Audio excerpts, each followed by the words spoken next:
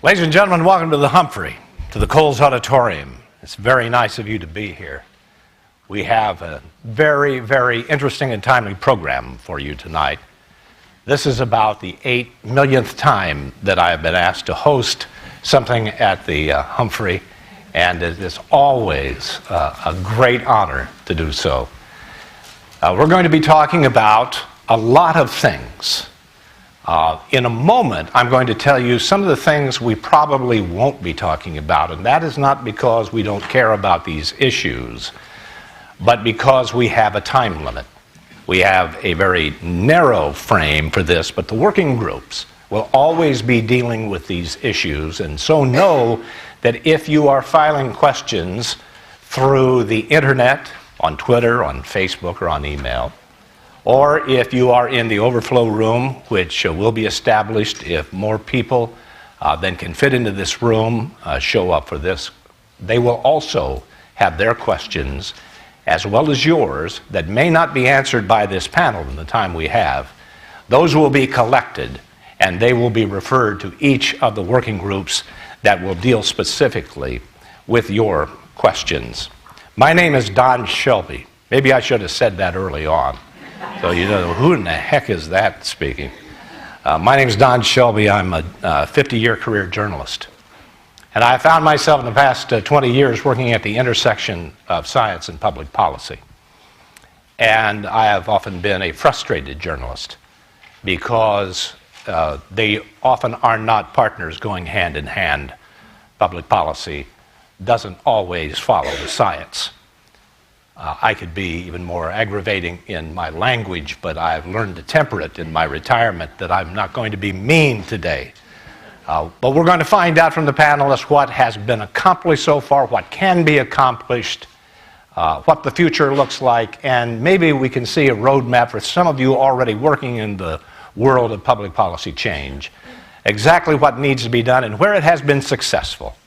So I'd like you to sit back for just a moment because we're going to begin our program with a short video that I would like you to watch. This is a simple thing. It's just called an apple a day. It means a lot to us growing up, but it maybe means even more today in our world. Watch, please.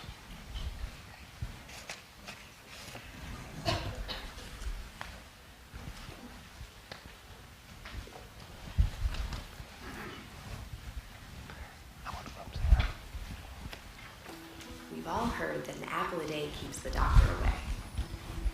But what if I told you that same apple could save hundreds of thousands of lives and billions of dollars every year?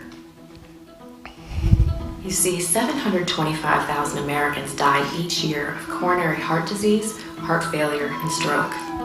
This costs American families and taxpayers $94 billion in medical costs treating those diseases. But what can our humble apple do about this? The latest scientific research shows that if Americans ate just one more serving of fruit or vegetables a day, we would prevent 30,000 premature deaths each and every year, just from heart diseases and strokes.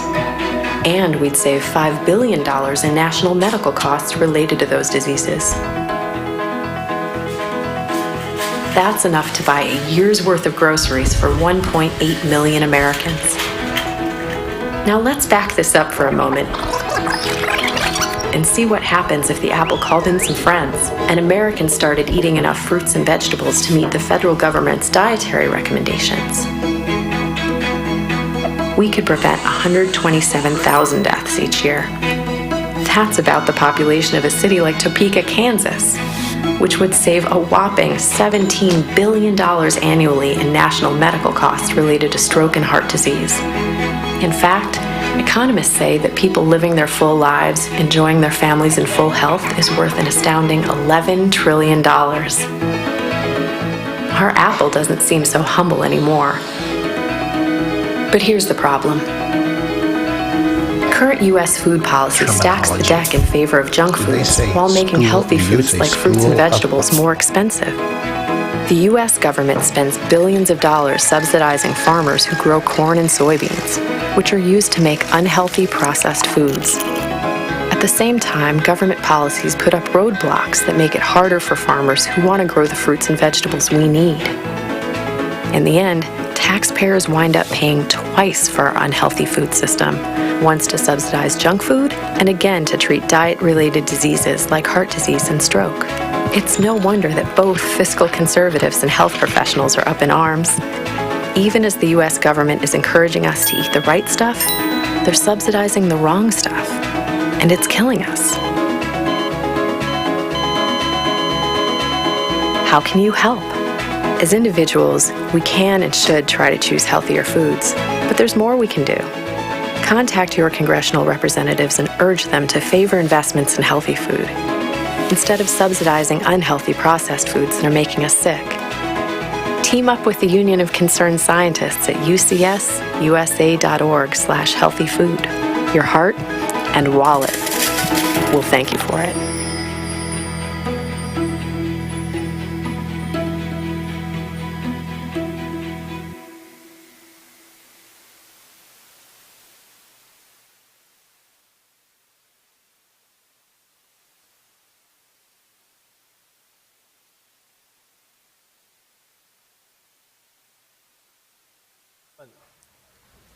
Do you hear me? Okay, good. I always have to check first. I have the great honor, and I don't need any paperwork to do this, to introduce you to an individual who will welcome you to the University of Minnesota. And no better person I can think of can do it as well as this individual, based on the subject matter we're going to be exploring today. This individual that makes me look like a piker when it comes to 50 years in journalism. He spent a lifetime in journalism, born into a family of the press, and worked in every conceivable job that you can have in the press, all the way up to management.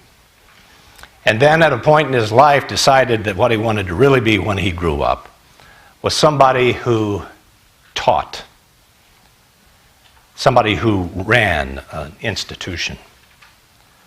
The School of Public Health at the University of Minnesota is one of the foremost schools within the university system, and turned out some incredible people, studying just the issues that you're going to be studying today, but issues that run the gamut, that are far more vast than we can contemplate today.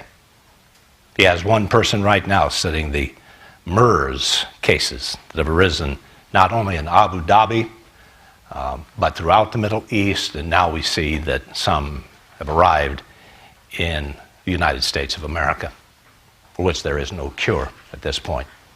And it will be the task of people like those he works with who will come up with the idea on how to answer this problem we face. So he's deeply, deeply involved in public information and what the public does as a result of the information that they receive, and how to educate those people who are going to be our leaders in the fields of health, and in this case, nutrition and public policy. Ladies and gentlemen, I would like to introduce to you the Dean of the School of Public Health at the University of Minnesota. Ladies and gentlemen, John Finnegan.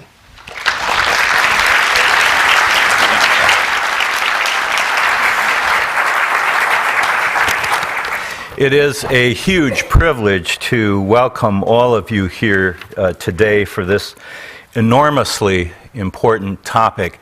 I don't know how many of you are aware this university has been around since 1851, and public health has been taught here on campus since 1873. I started here the year after that, well, maybe it was a few more years after that.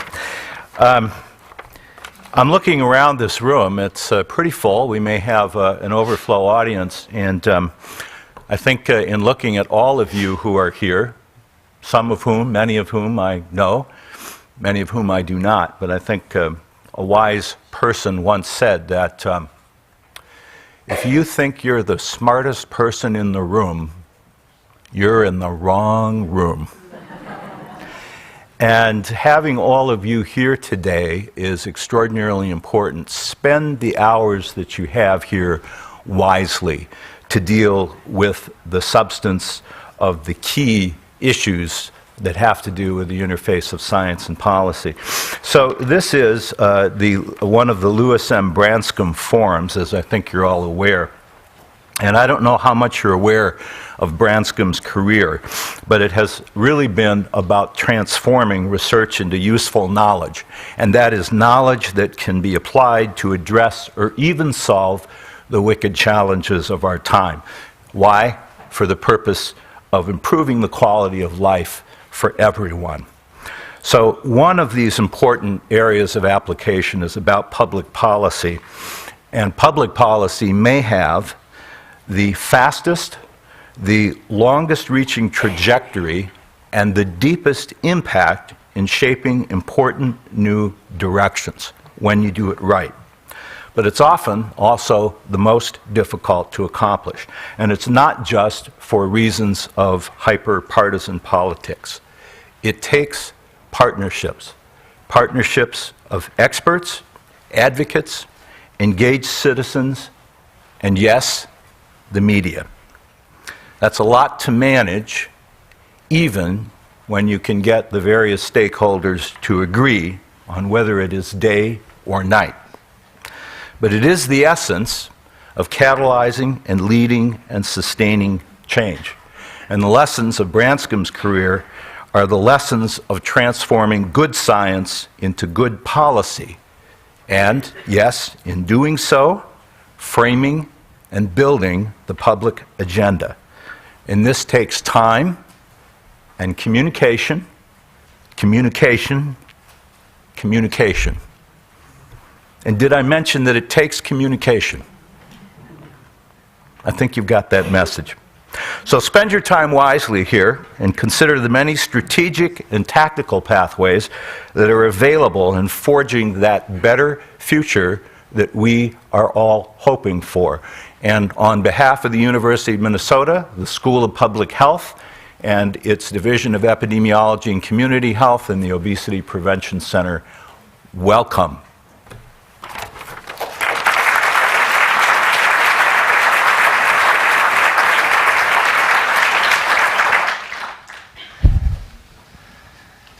We are here today not only under the auspices of the University of Minnesota and, of course, the School of Public Health, but we're here in the Humphrey Institute Public Affairs. And that suggests that combination, that convergence, is an extremely important thing. The Union of Concerned Scientists is an amazing organization. The kind of organization that, if it were a journalist, would ask the tough questions. If it were a journalist, it would hold people's feet to the fire until it got the truth out of them. Who would not worry that advocacy is wrong when you have the facts on your side. So, ladies and gentlemen, I'd like now to introduce you to the Executive Director of the Union of Concerned Sciences. I'd like to introduce you, Kathleen Rest. Kathleen.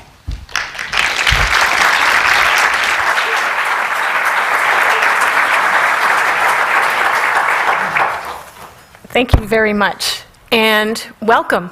On behalf of the Union of Concerned Scientists, I am delighted to see so many people in the room, and I also want to welcome everyone that's online. We are simply thrilled to be here at the University of Minnesota, and I want to thank specifically the Obesity Prevention Center in the University School of Public Health for their partnership in this event. I especially want to thank Dean Finnegan and Professor Simone French, who enthusiastically embraced and welcomed the idea of this forum from the get-go. For those of you who don't know much about the Union of Concerned Scientists, we've been around for about 45 years. We're a science-based nonprofit working for a healthy environment and a safer world. Our stock in trade is trying to apply rigorous science to help develop and promote practical solutions to some of our nation's and our world's most pressing problems. These range from climate change to clean energy and clean transportation to sustainable agriculture and nuclear weapons. The forum that we're at today really grew out of a mutual interest of two components of the Union of Concerned Scientists, our Center for Science and Democracy and our Food and Environment program. Our Center for Science and Democracy is working to ensure the public's right to know unbiased, independent scientific information, to fight back against misinformation, and to make science, evidence-based knowledge, and constructive debate part and parcel and an underpinning of our public policy process. Our Food and Environment program is working to bring technical analysis to bear to advance food and sustainable agricultural policies that serve the public interest by supporting healthy farms, healthy food, healthy people, healthy communities, and a healthy environment. This forum that we're having today is called a Louis Branscombe Forum. It's the fourth in the forums that we've had under the name of the Louis Branscombe Science and Democracy Forum. It's named after Dr. Lou Branscombe, who is an eminent scientist in his own right and has been a policy advisor to 4 presidents and has been a really great friend of UCS over the years. I would like to thank and acknowledge several working group members and facilitators who worked as our advisors in putting this forum together. They include Simone French, Rob Lustig, Park Wild, Michelle Simon, Cecilia Martinez, Chris Igo, Paku Hang, Vish Visani, Priya Parker, Maggie Adamick, and Haley Johnston.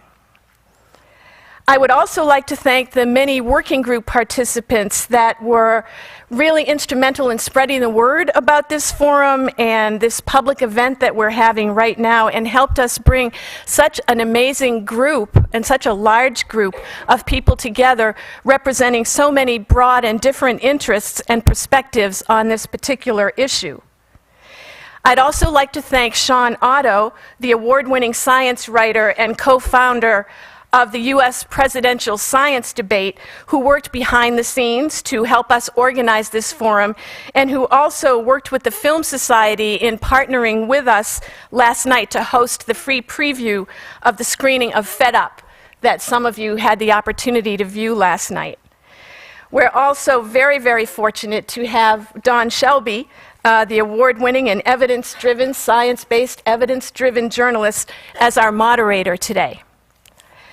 I'd also like to welcome Minnesota Secretary of State Mark Ritchie, who hopes to be able to join us this afternoon. Secretary Ritchie has long been a supporter of policies that promote healthy food and sustainable agriculture. And though she was unable to attend the forum, we are also grateful for Senator Amy Klobuchar for sending a letter of support for the event that we're having here today. You can find a copy of this letter on the table in the lobby.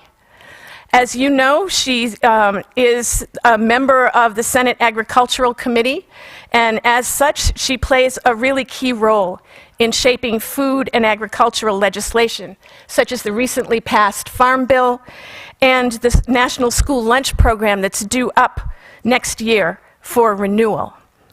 I'm quite sure that the Senator would welcome your thoughts and your input on how we can better improve the kind of food we eat and the kind of food that we serve our children. We're really excited to be with you all and to have this forum and to have this group of knowledgeable and experienced folks with us in the audience today, representing scientists, legal experts, policy experts, very engaged citizens and community leaders, all working and pushing in the same direction for a healthy food environment in our communities that will serve public health. We look forward to working with all of you to craft and then campaign for real improvements that we can make to our current food policies and our current food system in a way that will contribute and significantly improve the public health problems that we saw in that film and that we face as a nation. We want to go beyond just simply describing the problem, but coming up and searching for innovative ways that we can work together to make real change. I know that many of you in this audience have been in this field for a very long time, have been talking about it for a very long time, and have a very deep understanding of the challenges that we face, including the challenges relating to social inequities, health disparities that are part and parcel of the challenge that we're here to talk about today. I come to this issue myself, having spent many years working as a public health professional. As such, I believe strongly and passionately in the power of disease prevention, health promotion, and the need for fair, equitable, and effective policies to advance public health and well-being. I believe that public health and not private gain should underpin our food and agricultural systems. Now, we'll soon be hearing from on video, because he was unable to join us in person today, though he wanted to be here, the Acting Surgeon General of the United States. He's a personal friend, Rear Admiral Boris Lushniak. He wants you to know that he supports the gathering that we have here today, and he understands and supports the work that many of you do that is so important in addressing the public health problems that our nation faces. And then before I sit down, I'd also like to introduce to you Ricardo Salvador, who's the director of our Food and Environment Program, who is going to follow me on this and provide some opening remarks for this afternoon. For those of you that know Ricardo, you know that he is a strong and knowledgeable advocate and leader in our nation's efforts to foster a healthy, fair, effective, and sustainable food system. So again, I would like to thank you all for joining us. We truly value the time that you've taken to be with us this afternoon, and we appreciate the sincere interest that you're expressing and the hard work that you're doing on this issue. We and all of my colleagues at the Union of Concerned Scientists look forward to working with you beyond just this afternoon and this forum to make a real difference in our society. Thank you.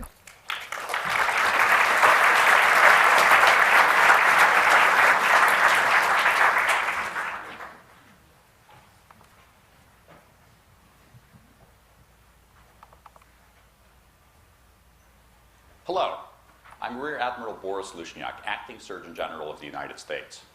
Thank you for inviting me to speak at this forum. Sorry I couldn't join you in person this evening. I appreciate your passion about the food system's impact on population health and your concern regarding trends of obesity-related chronic illness in America. As you probably have heard, obesity and obesity-related chronic illnesses are the single biggest public health problem in America today. 133 million Americans, almost 1 in 2 adults, had at least one chronic illness. Obesity-related chronic illnesses are responsible for hundreds of thousands of premature deaths among Americans every year. Altogether, chronic illnesses cause Americans to miss 2.5 billion days of work each year, resulting in lost productivity totaling more than $1 trillion. Though the causes of obesity are complex, we know that the food environment plays a role through its influence on dietary patterns. The accessibility and affordability of healthy food does affect the rates of various chronic illnesses, including heart disease, diabetes, hypertension, and cancer. The food environment also contributes to health disparities. Obesity-related diseases are more prevalent among populations facing social, economic, or environmental disadvantages, including racial and ethnic minorities. For example, low-income minority neighborhoods are less likely to have full-service grocery stores and more likely to have a high concentration of retail outlets for alcohol and fast foods. It's not surprising, then, that minority populations are more likely to die of coronary heart disease and stroke than the general population, despite the existence of low-cost, highly effective preventive treatment. Since we know that eating healthy can reduce the risk of chronic disease and a healthy food environment can facilitate healthy eating, it is our responsibility as public health professionals and advocates to promote a healthy food environment. We know that our health is affected by where we live, learn, work, and play. In order to facilitate healthy living in each of these settings, the public health community can work to ensure that healthy foods are available and affordable at existing food outlets. For example, we can increase access to healthy food by supporting local and regional farm-to-table initiatives, such as farmers markets and community gardens. We can also ensure that our nation's institutions advance scientific recommendations for healthy eating by utilizing nutrition standards and policies that align with the dietary guidelines for Americans in work sites, schools, early learning centers, hospitals, and locations served by federal and state-supported food service programs.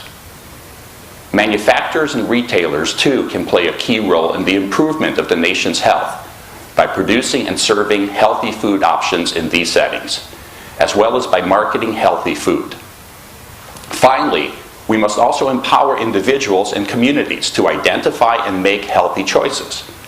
Easy to understand nutrition information and knowledge about food preparation can help people achieve and maintain a healthy body weight. The federal government is committed to advancing the solutions I have just described. I have the privilege of chairing the National Prevention Council, which was created by the Affordable Care Act and includes 20 federal agencies that have come together to help our nation move from a focus on sickness to a focus on wellness and prevention. In June of 2011, the Council released a National Prevention Strategy.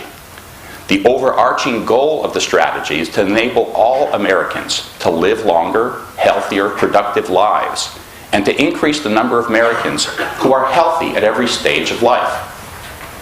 The strategy provides evidence-based recommendations that are most likely to reduce the burden of the leading causes of preventable death and major illness. Healthy eating is one of its 7 key priority areas. The federal agencies that are members of the National Prevention Council are promoting healthy eating through efforts, including the Federal Trade Commission's efforts to monitor food marketing to children, the USDA's work with states and local schools to align meals to nutrition standards, the Department of Veterans Affairs' efforts to improve access to healthy food choices for the 8 million veterans enrolled in its health system by revamping menus, changing offerings in vending machines, and expanding innovative nutritional education programs. Of course, public health issues as complex as obesity and chronic disease can't be resolved through siloed approaches. It's crucial for us to also work across the sectors and develop holistic approaches for addressing these issues. The National Prevention Council provides ongoing coordination and leadership at the federal level on how agencies can work together to promote health. State and local initiatives are also vital for the shift to a healthier food system. Coordinated prevention efforts across a wide range of partners are central to the success of the National Prevention Strategy. The National Prevention Strategy encourages these initiatives and includes recommendations for state and local governments, businesses, community, nonprofit, and faith-based organizations. We'll continuously work to enhance disease prevention by maintaining close ties to prevention practice and research and updating recommendations as new evidence becomes available. As I work to support the National Prevention Strategy's recommendations to promote healthy eating, I'm glad to know that there are passionate advocates who are doing the same across the country. So once again, I thank you for looking at the big picture and taking time to examine how food systems affect the public's health. You can be leaders in the movement for a healthier future by working across sectors and partnering with stakeholders in your communities to identify the best paths forward to a healthy, equitable food system. I'd like to thank Kathy and the Center for Science and Democracy at the Union of Concerned Scientists for inviting me to join you this evening. Thank you also to the Obesity Prevention Center at the University of Minnesota School of Public Health. I'm honored to have contributed to this forum, and I really look forward to hearing about the ideas and research that result from it. Hello, I'm Rear Admiral Lewis Fishman.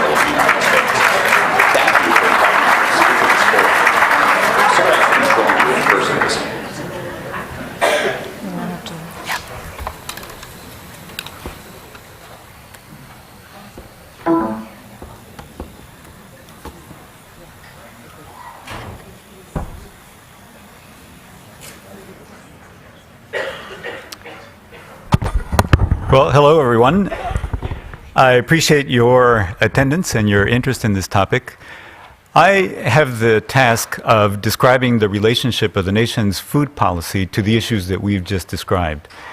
And so the argument is that there's a connection between the way in which we eat and therefore the way in which the food system is structured and the quality of the nation's health and therefore its well-being.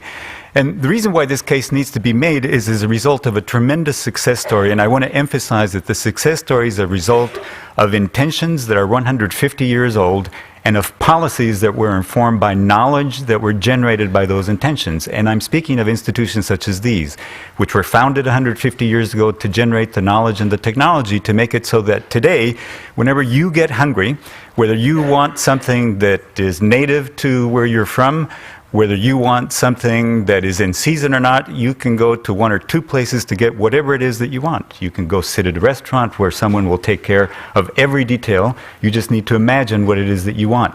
Chinese, Korean, Italian. You can have it within minutes of having thought of it.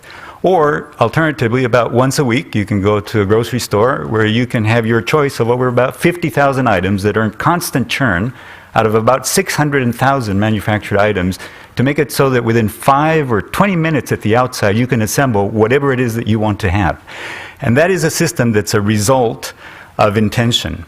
It's a tremendous global logistical system. And the important thing to realize about this system is that it isn't just the infrastructure, it's actually policy, which is defined as having the authority to channel resources and power to achieve specific outcomes. And so this nation was the standard bearer in addressing the issue that 150 years ago, it wasn't that way. You couldn't have whatever you wanted. We actually had to spend the majority of our waking hours figuring out how we were going to produce, how we were going to preserve, how we were going to process what we were going to eat. So this is the sense in which I say that this is a tremendous success story, because now you have global supply chains that make it so the system is so successful you're not even aware of it. You're not even, unless this is your business, you don't even realize that whenever you wish for whatever it is that you want, pineapple, banana, coffee, tea, Korean, salmon, trout, whatever it is that you want, you can have it within minutes of having it, of desiring it.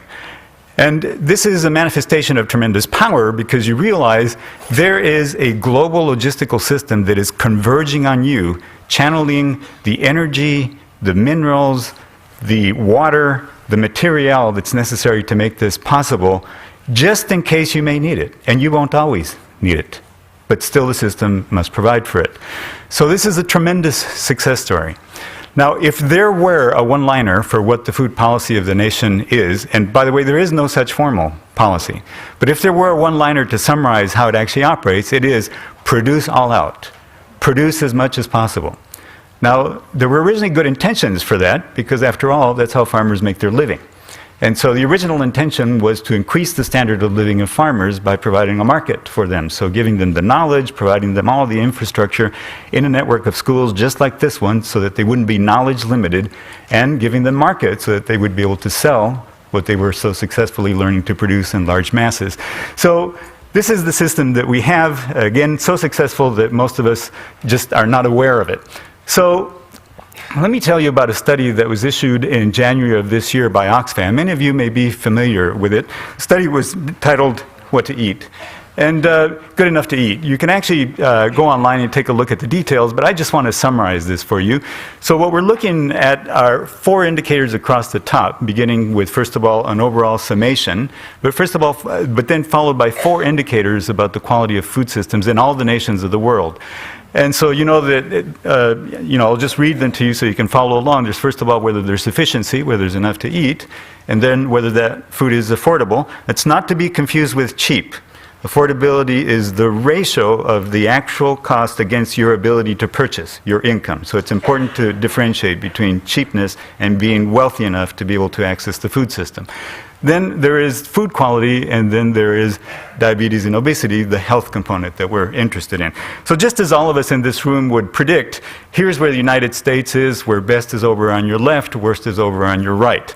And just as, again, most of you would predict, there is sufficiency in the United States where we're there with a block of countries where no one even thinks about where their next meal is going to come from. They basically just desire it, and it materializes literally. Then again, just as everyone would predict, the United States is one of the wealthiest countries in the world. Therefore, for the majority of Americans, it is the case that the food is affordable. Now, I'm very cautious about that claim because, of course, the system doesn't work for 50 million people, at least 50 million people in the country. And again, not because there isn't sufficient food, it's because they don't have the resources to access the food system that we've created, which is a very expensive system.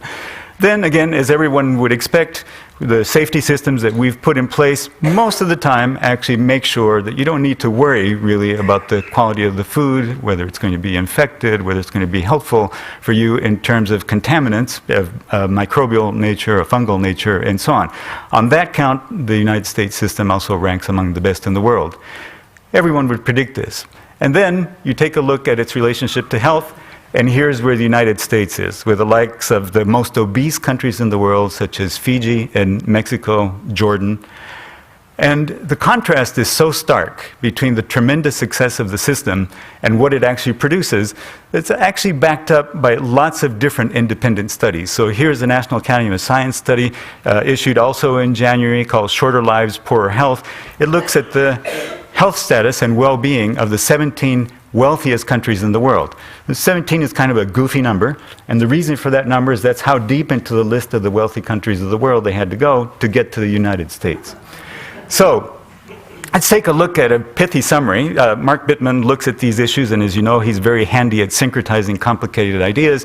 So he looked at this evidence, both the Oxfam study and this analysis from the National Academy of Sciences, and summarized it all in this way. You know, it's really hard to imagine having a food supply that's as abundant as ours and doing a worse job with it. So the evidence is clear. Now, in case the point is being missed, let's take a look at some of the evidence. There's the sextupling of diabetes with a cost of nearly $100 billion a year. There's the tripling of obesity with a cost of $147 billion a year. And then there's the number one killer of Americans, which is cardiovascular disease at nearly $500 billion cost. Now, this is a result of the way in which we eat. And again, lest the point be missed, these are all preventable deaths. The reason why they're so expensive is that we've learned how to live with them. And we can live about 2/3 of our life with them. But you had better be wealthy, have access to good insurance in order to be able to do that for those 2/3 of your life. Better not to have had these diseases. They're preventable and directly related to the way in which we eat, meaning the food environment, because none of us sets out, of course, to incur this disease. You don't get it through risky behavior. You get it just because you get hungry in the United States 3 times a day, and you eat what the food system has on offer on the internal logic of the food system, which is that they'll sell you what sells you the most. And what sells the most is what makes you sick. And so these are the outcomes. So this is the system that we've put in place. It's a system where you have the right, the freedom to decide whatever it is that you want to eat, you will have, and as much of it as you want with these outcomes. So the system is finely tuned, hardwired in order to facilitate that particular reality. But as we've seen, there's tremendous cost. You remember the video that we saw earlier. It isn't just the dollars. We can cite lots of statistics like that. It is the reduced quality of life and the immiseration, which is actually leading now to reduced longevity in the countries where we actually export the system. There's lots of different scientific ways of analyzing this. You bring people that come from traditional diets into the United States, they acquire metabolic disease within 1 generation. You do the reverse. Take this system, export it to countries like China that formerly had a traditional food system, and the areas where the fast food economy is adopted in the cities, they develop metabolic disease within a generation. In the areas where there's traditional diets, they do not. And so it's pretty clear what the connection is. There's no mystery there. Now, what can we do about this? Obviously, what we need is nourishing food, food that actually prevents the scenario that I've just described. And we know full well what that looks like. And you don't need to take it from me. You probably suspect by now that I'm just a rabid foodie, and so don't take it from me. Take it from the very best science. Studies from the Institute of Medicine that are communicated to the Food, Nutrition, and Consumer Service within the United States Department of Agriculture, which has as one of its responsibilities to recommend how it is that we eat. So there is a unit within the Food, Nutrition, Consumer Service called the Center for Nutrition Policy and Promotion, whose job it is to translate this knowledge so that we all know how to eat. And you know, they actually did a fairly good job with this, although this is what science looks like once it goes through the filter of politics. So, for instance, what the nutritionists at the Institute of Medicine would really have liked to have put on here is that you eat sparing amounts of meat, and that be lean meat. But because of the fact that you couldn't really say that, then we have a quarter there that says protein. So, but nonetheless, they did pretty good. So the Harvard School of Public Health would have water up there instead of dairy, but this is what happened after we got through the screen of having commodity folks sitting around the table when these guidelines are actually drawn up. So what the plate actually says is that half of what we consume on a daily basis should be fruits and vegetables. And then we have sparing quantities of whole grains and, as I've said, sparing quantities of protein. This is what the USDA tells us that we should eat. This is what the USDA actually promotes. So 80% of Farm Bill expenditures on an annual basis go to corn and soy, which are the ingredients for the junk food diet. I mean, you see them as meat, and every meat that you eat, including farmed fish, say salmon and so on, you see them as soy lecithin, soy oil, dextrose, maltodextrin, corn sweeteners, high fructose corn syrup. That's what it looks like by the time you see it. It's all corn and soy. It's the same pap. So that's actually what we put in place and how we implement the system. And thanks to Zoe Finch-Totten, I'm showing you a nice summary of the nation's food policy. It's not intentional, but it nonetheless is real. And it's the Sisyphean deal. It's not only that Sisyphus is trying in vain to push a boulder uphill, it's that we actually have a countervailing force. It does not matter what gains we get in the nation's food policy as long as the majority of those resources go to create the problems that then, with crumbs off the table, we're trying to address with little programs on researching organic production and so on. And so this is the state of the art of food policy in the nation, the task that I was charged to describe. Now, I see that I'm about to be run off the dais, and so I don't want to be discourteous in my own program here. What I would like to suggest is that there are ways to deal with this, and we're tapping into the wisdom of this assembled group and working groups that we've convened today and tomorrow in order to build the new. And the preview of this is a very simple thing. I'd like to suggest the following thing. I know that there are very mysterious acronyms up there. This is the result of the appropriation process for research and public research in agriculture and food in the United States. This is the Land-Grant University National Institute for Food and Agriculture appropriations for this year, approved. A little bit less than $1 billion, and these are their priorities. The total the total budget is about $1.3 billion. This is just the food system of the country, just the food system. This is a paltry investment in this, and most of it is not going into promoting health. Most of it is going into promoting all-out production. Let me suggest to you that things might have turned out differently if you remember that the goal of land-grant universities was to democratize education and to increase the standard of living of rural citizens who at the time were the majority and mostly were farmers.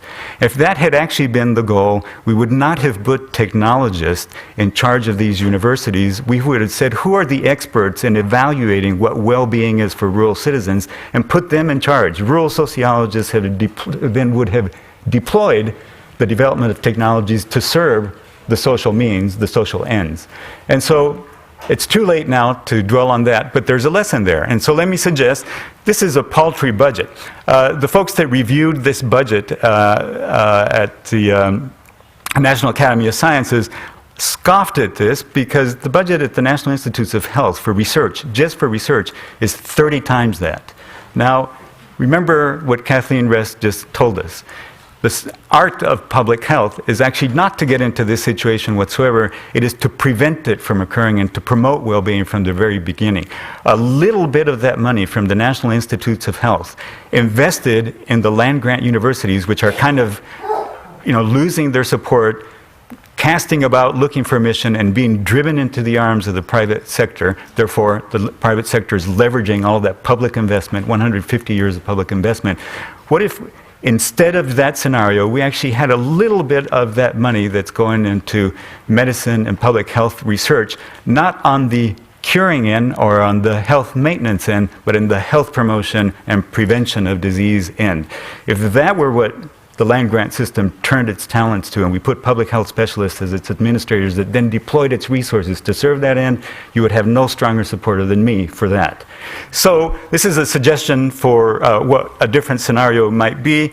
I'm going to skip this analysis here because of the fact that I'm running out of time. I just want to point out to you that we've done an analysis to show you what it would cost versus what we're currently paying out. Very little land in the Midwest would, in this region, about 5 million extra acres, would produce the summer fruits and vegetables that would be required for us to be able to eat according to USDA recommendations. And it wouldn't come free. You know, we estimate that the programs that would be required to promote markets and to provide the research for farmers to be able to do that would cost us about $90 million versus the $5 billion that we put into all-out promotion of the stuff that makes us sick. And the net benefit would be that there would be 189,000 new jobs that don't exist right now and $9.5 billion of economic benefit and economic activity that we don't have right now. So there is the contrast in terms of a different scenario that we might have. If you need to see the full analysis, this is our report, The Healthy Farmland Diet, How Growing Less Corn Would Improve Our Health and Help America's Farmland. So, I need to wrap up. Let me give you just 5 steps that Stephen Gleesman, a noted agroecologist, recommends for us to do this. Step number 1, you hear all the time. It is sometimes all the rage in with folks that work in agriculture. It is called sustainable intensification. We actually don't need to spend a whole lot of time. It is just common sense if you're a business person. It essentially means don't waste the resources that you're managing. So make the best use of nitrogen fertilizer, make the best use of your soil, don't degrade it, don't let it go off the farm, and so on. So it makes total sense when you look at it that way. Make sure that you're as efficient as possible on the parcel of land that you're managing. So let's just dispense with that because this is just obvious. There's the next step, which is the higher order, which is to replace the toxic inputs into a system like that. So organic farming might be an example, but you can also farm organically in an unsustainable way. You can have monocrops or organic crops. You can have large agribusiness basically taking it over and trying to change the rules for what is organic. Namely, that's the scenario that's occurring at the moment. So you need something a little bit more robust. Step number 3 that Gleesman recommends is really institute a system that is not just focused on the organic component, but which is actually focused on ecology as a model, where you have trophic relationships, where you don't need as many inputs from off the farm because you handle the ecological relationships within the farm. So it's a diverse system. Step number 4 would be connect that to demand that's coming from communities that know what is helpful for them and make that food delectable, make that food accessible economically and physically. And then the last thing, without which the thing does not work, is this guy needs to get it. Now, I can tell you that actually the guy gets it. And if you read things that he said about farming, food, and health while he was running for office, he demonstrated amply that he gets it. Now, he also sees $189 million of lobbying power from agribusiness annually. So that sector is not confused about what it wants, what its ask is.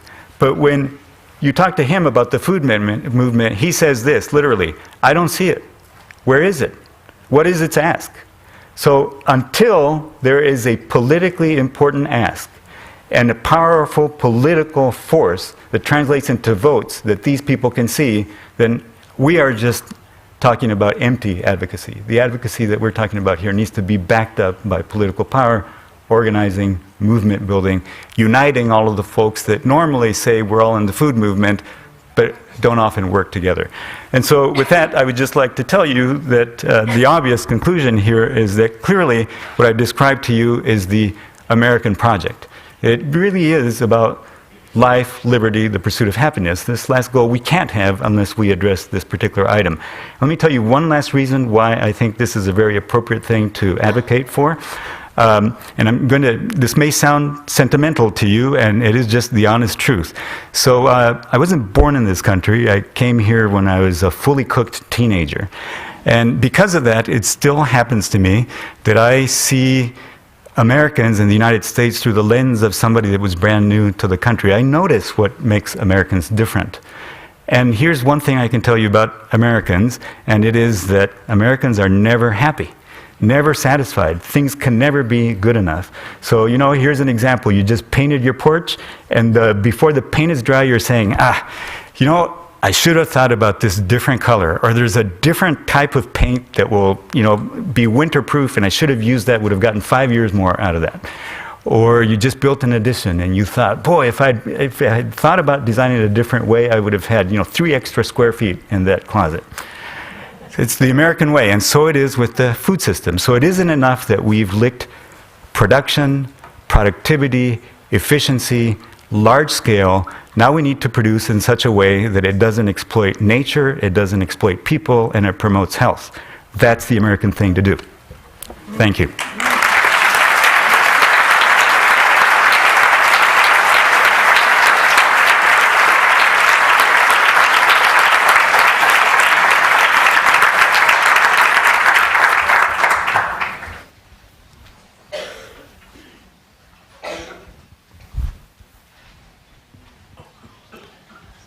Thank you very much, Ricardo. It is my duty now and my honor to introduce to you a rarity. I said rarity. I don't use that term very often when it comes to politics, but it is the case here. And it's only fair that I tell you that I am somewhat biased because I have known this individual for an awfully long time. He served as the city's mayor for more than 8 years. And he brought not only a deep desire toward public service, but a strong personal and public environmental ethic along with him. He developed a sense over 30 years as a career journalist. Is there a theme here? For those of you not from here, I should tell you that people in Minnesota love journalism. They love knowing things. They love the right to know. And so it doesn't surprise me that when it was their chance to find a new mayor for the city of Minneapolis, they found someone who had spent 30 years telling them the truth, because he continued to do that. And he was very aware during that period of time in his career that there are political and ideological reasons why we can't address certain issues in our society and why there are such hurdles. Mayor Rybak has been able to stare down with facts much of that opposition. He saw through during his tenure far-reaching programs bearing his and the city's brand. And there are public roles for helping cities and citizens become healthier, and how those cities working together could bring about important change to help not only those around the planet, but in fact, under his guidance, the planet itself. For this meeting, it is important to know that former Mayor Rybak was the leader of a movement to develop what is called Homegrown Minneapolis. It's a city-community partnership designed to improve the growth, distribution, consumption, waste management of healthy, sustainable, locally grown foods, leading to the development of community gardens, among many other things. He is a rarity because he is a politician who walks his talk. Ladies and gentlemen, the rarity in our midst, the former mayor of Minneapolis, R.T. Rybak.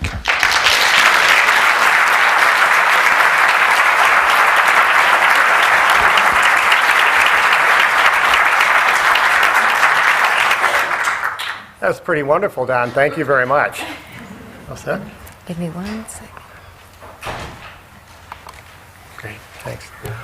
Well, it's really phenomenal to see so many people here, and it's really tough in front of this crowd to make a really tough admission, but I'm going to start out and say that. And I know it won't be received well in this room, but I really think it's important for me to stand up and say that I am a politician in bed with a powerful food lobbyist. Her name is Megan O'Hara. She's been my wife for 27 years, and she's the reason we had Homegrown Minneapolis. So my wife, Megan, very early on in my term, had a co-conspiracy with a woman named Julie Ristow. Julie, some of you know, is a phenomenal activist on many different levels, and both of them, over a number of years, tried to convince me of something that made absolutely no sense to me when I came into office. With all the things that I was dealing with, snow plowing and potholes and bridges, and I mean, lots of stuff, frankly. Why in the world should a mayor in a city get involved in a food strategy? Because I eventually was smart enough to listen to my wife and our friend Julie Ristow, And probably more important than even that, an entire community that was surging forward with interest in do something big around what we eat every day, that we really launched Homegrown Minneapolis. And it's had a tremendous impact on this city, and I believe gives us real hope that we can do some great things around this country. And I think it's important. But in doing that, I want to have us put this in a context. And put it in the context of those of us who are from here know this, and those of you who aren't should, that Minnesota happens to be the center of the universe. That's a very simple fact. That's a fact. It was put this way because this planet was created to have this one place where water flowed in all different directions, this land of 10,000 lakes, but it's also exactly where the woods meet the prairie. We have these amazing rolling parts of the state. We have tremendous farm areas, and it's a tremendous place to grow food. And I want you to contrast that with the moment that Megan and I had when we were in Uppsala, Minneapolis' sister city in Sweden, looking at a local farm there. We wanted to see how they did local farming there. And as we got out, it was raining, and we put our foot down. And the shoes I was wearing were then ruined because the clay and the really sticky mess of all of that clay just wrecked my shoes. Now, why am I talking about my shoes? I'm talking about it because if you think about who settled the farmland here, and you think about the immigrants who came from that soil, Sweden is a phenomenal place, but the soil is full of clay. And I want you to think about what it meant for them to actually come to this place with nothing and till the soil and plant something in that soil and have that soil deliver the incredible bounty of this place. And then think about what happened as the only natural waterfall on the Mississippi became the power that took that bounty and turned this into the milling capital of the world. And that became the core of our economy. And thinking about that and the incredible power that has meant for us. And now looking at the fact that we're in an entirely new period where that system that grew and grew and grew to a certain place, but it's really outrun its local effectiveness to deliver a healthy food to you and I that we're in control of. And so what we have now is really the makings of a system that can not only deliver for us, but certainly make us healthier, and I believe also put us more in tune with our seasons. That's a great thing. Now, I don't pretend that all of us on this planet are going to run off to small agricultural ventures and completely deconstruct the system. Parts of the food system, I believe, work really well for me. And I like waking up and having my Cheerios and picking the local raspberries from the backyard or the dried blueberries in the winter and putting them on there. And I think it's okay to put those things together. But how do we really reconnect parts of this system to really make us able to be more in control of this system? Well, what we tried to do in the city of Minneapolis was just simply reconnect the dots. So for starters, the first thing we needed to do is to recognize this is a city, and most of the things that are grown are going to be grown outside of this city, and that's a wonderful thing. And so connections to the farmland are really important. And so one of the great things that happened, both with the city's help and even more important, again, with great activists in the city, is that farmers markets delivered much more into this city and delivered a lot more information about what was happening and where food was coming from. And while we supported this in the city, much more important, consumers demanded it. And so it's getting more and more common to go into a restaurant and know where the food comes from and begin to deliver on that promise that rightfully we should know our farmer better than our doctor. That's not rhetoric in this city anymore. That's the reality of the best restaurants and the middle level restaurants in this city, and that's a hugely important thing. And when I see food trucks lined up on Marquette Avenue and 2nd at lunch hour today, the food is coming from local farms and local suppliers, and it's being made by local people, building a whole new industry. The fact of the matter is the economy is turning. And what we have to do is, while there is some real dire stuff going on, recognize that that farm to city connection is working. And one of the best things that happened, and I give Megan a lot of credit for putting this connection together too, was to really say that the most important place for that to happen is with our kids. And that's in our schools. And one of the things that had happened in our city schools is that we had deconstructed the system of actually preparing food for kids in a school. It was all at a central prepackaged location. And a great visionary was brought into the city, Bertrand Weber. I don't know how many people know Bertrand Weber, who leads public. Give him a huge round of applause. This man is revolutionizing food in our schools. It is a phenomenal thing that he's doing. And so Bertrand now is beginning to reinstall kitchens back in here. We were just at Tilia Restaurant on Saturday. It's one of a core of restaurants that are now adopting individual schools and helping the food get better in that. And when Megan and I were touring a school earlier this year, we were talking to, I think there were fourth graders, and they were walking down the lunchroom, and kind of as a half joke, we said to them, how many of you had kale yesterday? And they all raised their hands and clapped their hands, and they loved their kale. This is fourth grade in a school, folks, okay? And it was really wonderful. And I think one of the things that my wife has taught me over the years is just as parents, we ought to recognize the fact that kids have a real like of the things that snap and crackle in their mouths. And when they actually taste something that's real, they'll like it. And that kale was wonderful. And you saw that apple up there. But you've got to ask, is that one of these delicious apples that's been hybridized within an inch of its life? Or is it a good Minnesota Honeycrisp apple with a snap to it? That matters. And so these kids need to get the right food into that. But the other parts of what I think were important that we did in the city of Minneapolis was to really look at some of the ways that we were standing in the way. We put more property out into neighborhoods. We took vacant blocks and allowed them to be developed as community markets. We took a comprehensive look at regulations throughout the city and began to break them down one by one about honeybees and about chickens and all sorts of other things. I still remember the complicated discussion I was in with one person who was growing mushrooms in the front yard and the next door neighbor who didn't exactly like it. There continue to be dynamics like that in an urban setting. But the fact of the matter is, along with these connections from farm to the city, we have a great opportunity to grow more in town. An example of that was when Megan took me out to Chuck Weigel and Carol Ford's place out. Has anybody been out to the greenhouses that the late Chuck developed out in western Minnesota? They aren't that complicated, okay? Here is a simple house in western Minnesota with a greenhouse on the side. And he and his wife, Carol, figured out how to do this inexpensively. They put together a book on it. If I had my head together, I'd remember the name of the book. The Garden Goddess. The Garden Goddess? That's the website. That's the website. The Garden...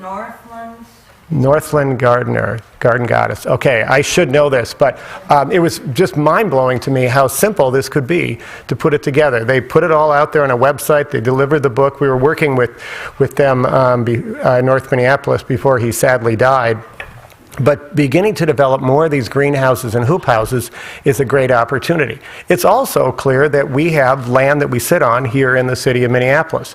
Megan and I have a normal city lot, very sunny, and we really weren't doing a whole heck of a lot with it. So she tied us together with the Permaculture Institute, and we have two fantastic farmers who now use our yard as part of their CSA. And then in the summer months when the heirlooms come in and the basil come in, if you go to a movie at the Riverview and across the street to that wine bar, those tomatoes and that basil is from our backyard. And we're really proud of that fact, and that can be done more and more. I think it's important for us to recognize the fact that this is about good taste, but it's also about an economy. And one of the things that happens, including in this system that we have right now, is that the middle market has collapsed. If you think back to how our food system grew, my great-grandparents had a corner store, the main general store on the main street of New Prague, Minnesota. So there were farmers all around that. They supplied the general store, and the town bought from the general store, and our family store needed the farmers and vice versa, and it was a connected system. Now, as obviously you see in the illustrations, we all know the story about how this went. How do we build back some of those connections? And I think part of that is the fact that the middle market, the value add that we do to products that are produced and grown here matter a lot. So where are we seeing that happen? We're seeing more and more people begin to make some of those connections. We, within our community planning and economic development, really began to focus on small batch manufacturing. And what that really meant was that the person who makes the jam or the honey or the sauce or something else begins to develop that in one of the community kitchens, the Kindred Kitchen we built in North Minneapolis, or the wonderful Kitchen in the Market at the Global Market in South Minneapolis. entrepreneurs are beginning to do much more of that work, and that's really creating a whole new system.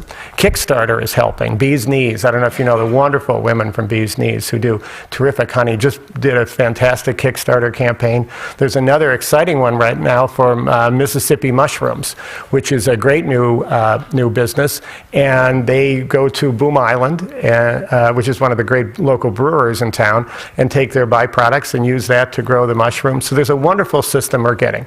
But the final point I want to make is it's cold in Minnesota.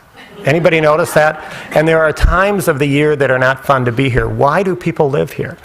If you really stop and think about it, I think the best way to illustrate that, and the point that I think is most important out of almost all of this, is for you to take a little side trip to the Mille Lacs Indian Museum up just a couple hours north of here.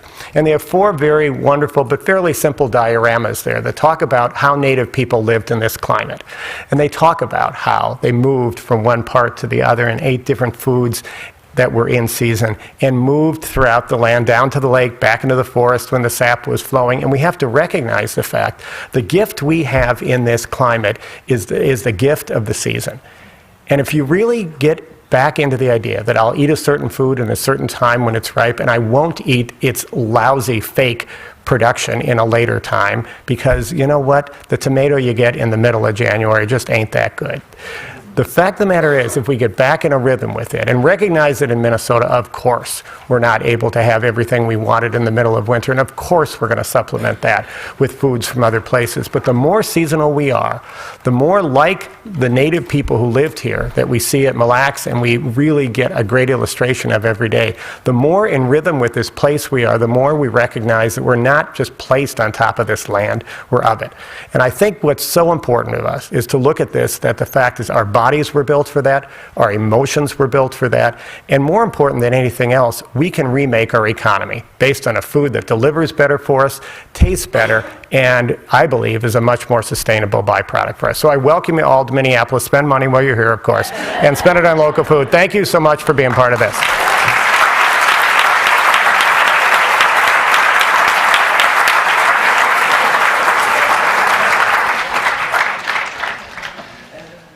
We have our panel coming up, and if the panel and the panel knows who they are, if they will come up and sit in their assigned seats, I have a little bit of housekeeping duties to take place. Not the least of the housekeeping. RT? If you don't think that you can have some of that homegrown goodness in the middle of winter, let me teach you finally how to preserve and can. I put up 200 quarts out of my garden a year. And here's some of the housekeeping that I want to talk about.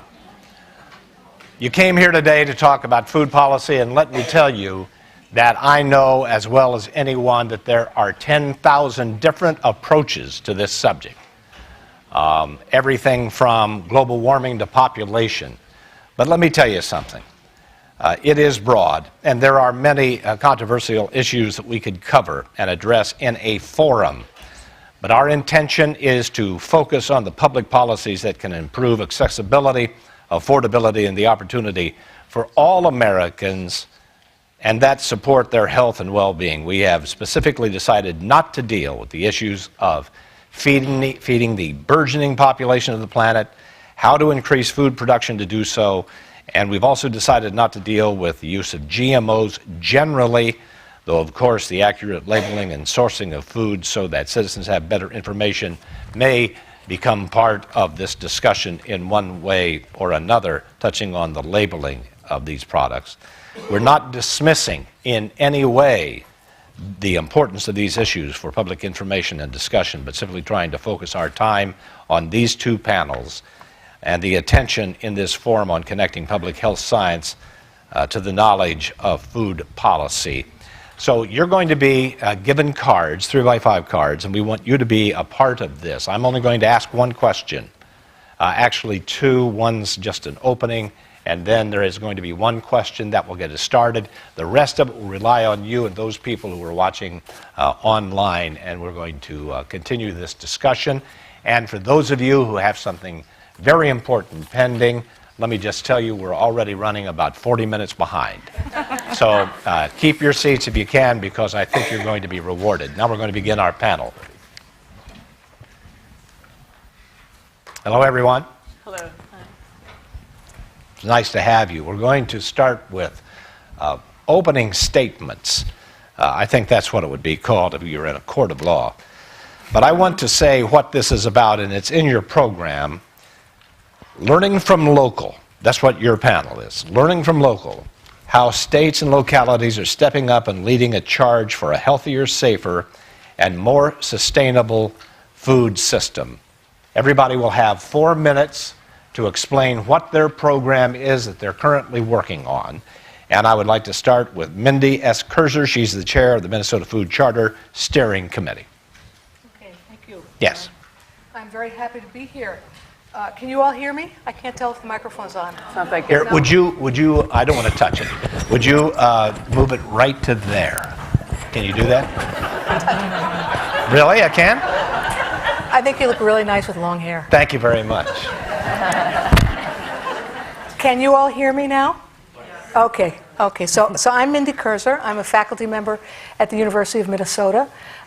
In that capacity, I'm also the director of the University Healthy Food, Healthy Lives Institute, which was created in order to bring together people at the university from many, many different disciplines, and researchers from the university with community members, in order to leverage the expertise at the university and the expertise in the communities to move forward in some of these, with some of these problems related to food and health. And in that capacity, as director of the Healthy Food, Healthy Lives Institute, I was asked to chair the steering committee for the Minnesota Food Charter, and that's what I'm going to talk about for another 3.5 minutes.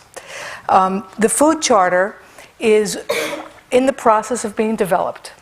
It will be a document that will be used by decision makers, policy makers at all levels in Minnesota to ensure that all Minnesotans have access to healthy, affordable, safe food, and also to reduce the cost of diet-related diseases at the same time.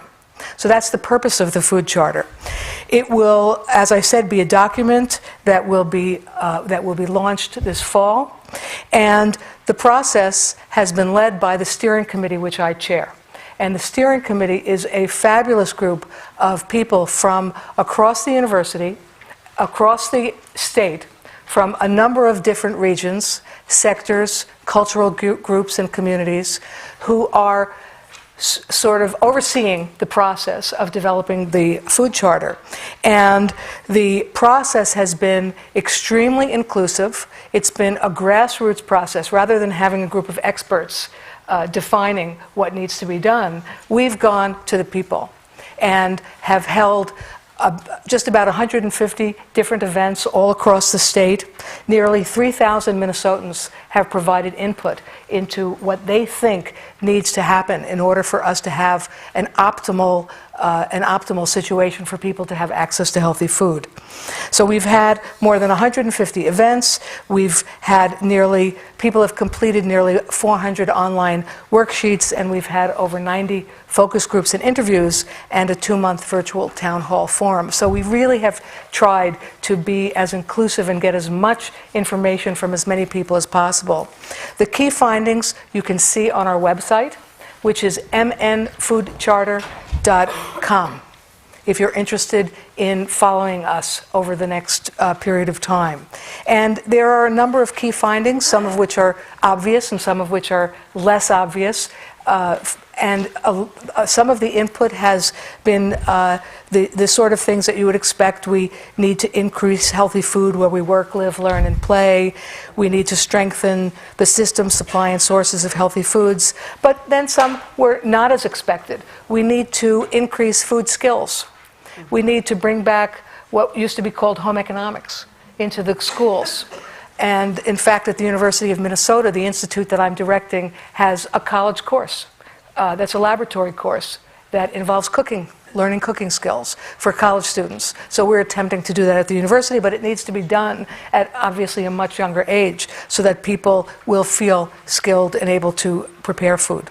We have completed the public input portion of this. We've analyzed the data, and we're now in the process of drafting the document, as well as some practical guides for specific sectors to use to implement the recommendations of the Food Charter. And the official launch will be in October of this year. Once we launch it, we hope that it will be adopted by decision makers at all levels in the state, the county, the city, communities, schools, etc., and we'll be able to actually implement recommendations that come out of the people of Minnesota. Thank you very much, Mindy. Our next panelist is Yael Lehman, the Executive Director of the Food Trust. You have 4 minutes to tell us about your program. Okay. Hi, everyone. I'm really happy to be here. And it was a special treat to see Ricardo speaking. I was really moved by what you had to say. And I'm also happy to be here with Haile from Common Market. I think he's here in the room, also from Philadelphia, and the folks from Wholesome Wave, and so many people here that I admire. So what am I here to talk about? I thought I would talk a little bit about what's been going on in Philadelphia. You may have seen in the news that there's was recently a decline for the first time in 30 years in the childhood obesity rates in the city. And I was just here to say there's these glimmers of hope now that are happening, whether it's in Philly or other places around the country. And that collectively, all of these efforts together to improve the food environment, I believe, is the reason why we're finally starting to see some good news like this. I'll keep my comments short and keep it open for the discussion since we're running behind. But I just wanted to say I'm here to help. I'm happy to be here to talk about solutions and also about some of the good news that we're starting to see around the country. Thank you, Ms. Lehman. Paula Daniels is the founder of the Los Angeles Food Policy Council. Would you begin, Paula? Yeah, well, first I want to say what an amazing speech by Mayor Ryback. I thought he was incredible. And I thought he did a really good job of explaining the kinds of things that cities can do to be leaders in the solutions in creating a local food system that addresses the large-scale problems that we're all trying to deal with. And frankly, I thought he was amazing. I wish he'd run. I like the current mayor of LA, but if he wanted to come to LA and run for there, I'd vote for him. I especially like the prior mayor of LA because I worked for him. I was the senior advisor on food policy to Mayor Villaraigosa, and in that capacity, we created the LA Food Policy Council because we wanted to address these issues that we've all been hearing about, particularly in a city of this scale of LA. Mm-hmm. So we have the problems of abundance of production and the problems of obesity, diabetes, and access to food, all of that happening in the same way that it happens in every other city. We also have a lot going on in the city that doesn't filter up. So we have hundreds of farmers markets, we have hundreds of school and community gardens, but it's still not solving the question of getting healthy food to disadvantaged communities. The system is linear, and there's the problem of Fresno, actually, which is north of LA. It's a nearby county. But it is the #1 producer of the healthy fruits, nuts, and vegetables in the country, but it also has the worst food deserts when measured by Social Compact. So that paradox exists right there in California, but it also has #1 in pollution. So it's the problems of environmental production also come home to roost there. So we're trying to solve things. We're trying to solve things on a scale. Like, how do we start moving that needle a little bit more? Start torquing making a fulcrum out of this. So the Food Policy Council created 3 building blocks of programs. One is a procurement policy for major institutions. The other is a healthy food retail strategy for disadvantaged communities, and also with the neighborhood market training. And then we hope to tie it together with a hub like the one that Haile Johnson runs in Philadelphia, because it's outstanding, and we want him in LA too. So can't have him. But just briefly on the procurement policy, it is for major institutions like schools, universities, hospitals, and it works a lot like LEED certification works for buildings. You're probably familiar with that. So there's a minimum baseline level for these institutions to buy in categories of local, meaning local economies, fair labor practices, sustainable production, animal welfare, humane, and healthy. So local, sustainable, fair, humane, and healthy. 5 values, I think we all agree on them. We wanted those expressed through our food dollars. So we first got it adopted by the city, but we also had LA Unified School District adopted.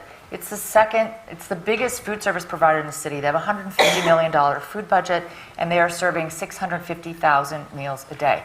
So we have them enrolled in this program, and we have other institutions as well, and hope to spread it out. Through that program, in a year, we've already seen some changes. So in 1 year, with LAUSD in particular redirecting their dollars toward these values, we saw $12 million redirected into our local food economy. We also saw 89 farmers saved, small farmers saved, because of the local component of this, they had a relationship with LA Unified School District. Their orange groves were being wiped out by an invasive pest, so they instead grew cauliflower and broccoli. For LA Unified School District, it kept them in business. We're hoping that we'll start to see crop diversity, et cetera. Part of what we then want to see happen is that you have some scale created for these categories of food that express our values, the ones that we share here, and that we can get those to the low-income communities through the quarter market conversion program, which Claire Fox of our staff has been managing so brilliantly. In addition to that, like helping them source healthy food and hopefully get more access to it eventually through a cooperative purchasing mechanism. She's training folks in a healthy neighborhood market program to bring them information about sourcing. So we bring the members of our Food Policy Council, which include Whole Foods, which include the County Department of Public Health, which include a number of businesses as well as academia, government, USDA, and so forth on our Food Policy Council, volunteer their time to teach the store owners in a conference-like setting like this one about how to source and sell their food. And to me, honestly, to see them sitting there with headphones on because the conference is being translated simultaneously to them in Spanish and Korean, because this is where most of the retail is happening, is through those markets in disadvantaged communities, and to see them wanting to try to do exactly what Whole Foods is doing, but for their communities at the right prices, we're going to make it happen. Thank you very much. I'm going to ask two questions. The first is a very brief question, and there may be a brief answer. I don't expect dissertations from you, but I'm going to take a page out of a book written by a man in this audience, Sean Lawrence Otto, whose name was mentioned a few moments ago, who wrote the book Fool Me Twice. And if you haven't read that book, then I ask you to hasten to your bookstore and read that book, because there is no better treatise on what happens at the intersection of public policy, what we need, what we want, and what prevents us from getting it done. So I would like to ask something that is taken directly from that book, and this question goes to you. Is science political?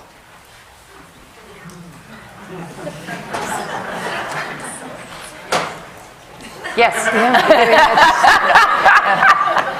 Absolutely. I'm a scientist, and I think there are a lot of scientists who like to use the word objective and would like to think that it's not political. But obviously, our perspectives, our views, our upbringing, who we are, is throughout. So of course it's political. And besides that, what you're saying, and then once again to draw from Sean's text, that all new scientific information, including the scientific information that says that we are not eating the foods that make us healthy, all of that is in essence anti-authoritarian, because there are authoritarian people in the business world, for instance, who would in essence try to stop this momentum toward healthier eating. So it is in essence political. Do you all agree that science, you don't have to be political as a scientist, but the information within science is in essence political, because it will often come up against those with an ideology opposed or a financial interest opposed? So I want to approach that from an additional angle too, though, is that I think when scientists do their work, I think there's quite a bit of integrity in trying to think through the problem, trying to find the information and try to convey it.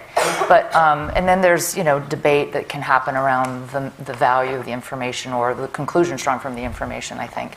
And that's why they have peer review. But one thing that is absolutely political is what funding goes into the categories of things that are being researched, right? So right now we have in our R&D budget, for example, research and development budget, we have, I don't think it'd be a surprise to anybody to know that most of that budget is in defense spending. Then we have a lot in health. But for the USDA, which is what concerns our area, the USDA only gets 2% of our research and development dollars. So of that amount, a very small amount goes to development. So the USDA has a small amount of the overall pie to do research. A question is, what is being researched? So that's where policy and politics intersect with science. But then they have very little money allocated for development. So to turn those ideas into actual new business, entrepreneurial, turn it into practice, very little money for that. So I think that's kind of a key intersection, is where policy, politics, and science combine. Scientists can't do that work without grant funding to get it done. Yeah. So. And if I could add something to that, the NIH, which funds most of the public health research and medical research in the United States, does fund a lot of work on the health effects of foods and food constituents. And so that's a lot of where our knowledge about obesity and obesity prevention has come from that research. But it's very, very difficult to get funding for any kind of research on whole foods. Right. That most of the research is very pharmacologically oriented, and so it's on isolated, more of a drug approach to foods, and not so much a whole food approach. And so it's very difficult to do the kind of research that we probably need to do in order to understand what is healthy. Right. I would also just say, just from personal experience of talking to policymakers, whether it's at the local, state, or federal level, there'll be a point, especially when we're talking about access to healthy foods, and its relation to public health, they'll say to us, where's the science? And so I would just say, as an advocate, as a person that's out there talking to policymakers, it's critical to be able to back it up and be able to bring that to the table when you're talking to policymakers, and absolutely use it in a political way. Thank you. I have two questions, and I'm going to get to them very briefly.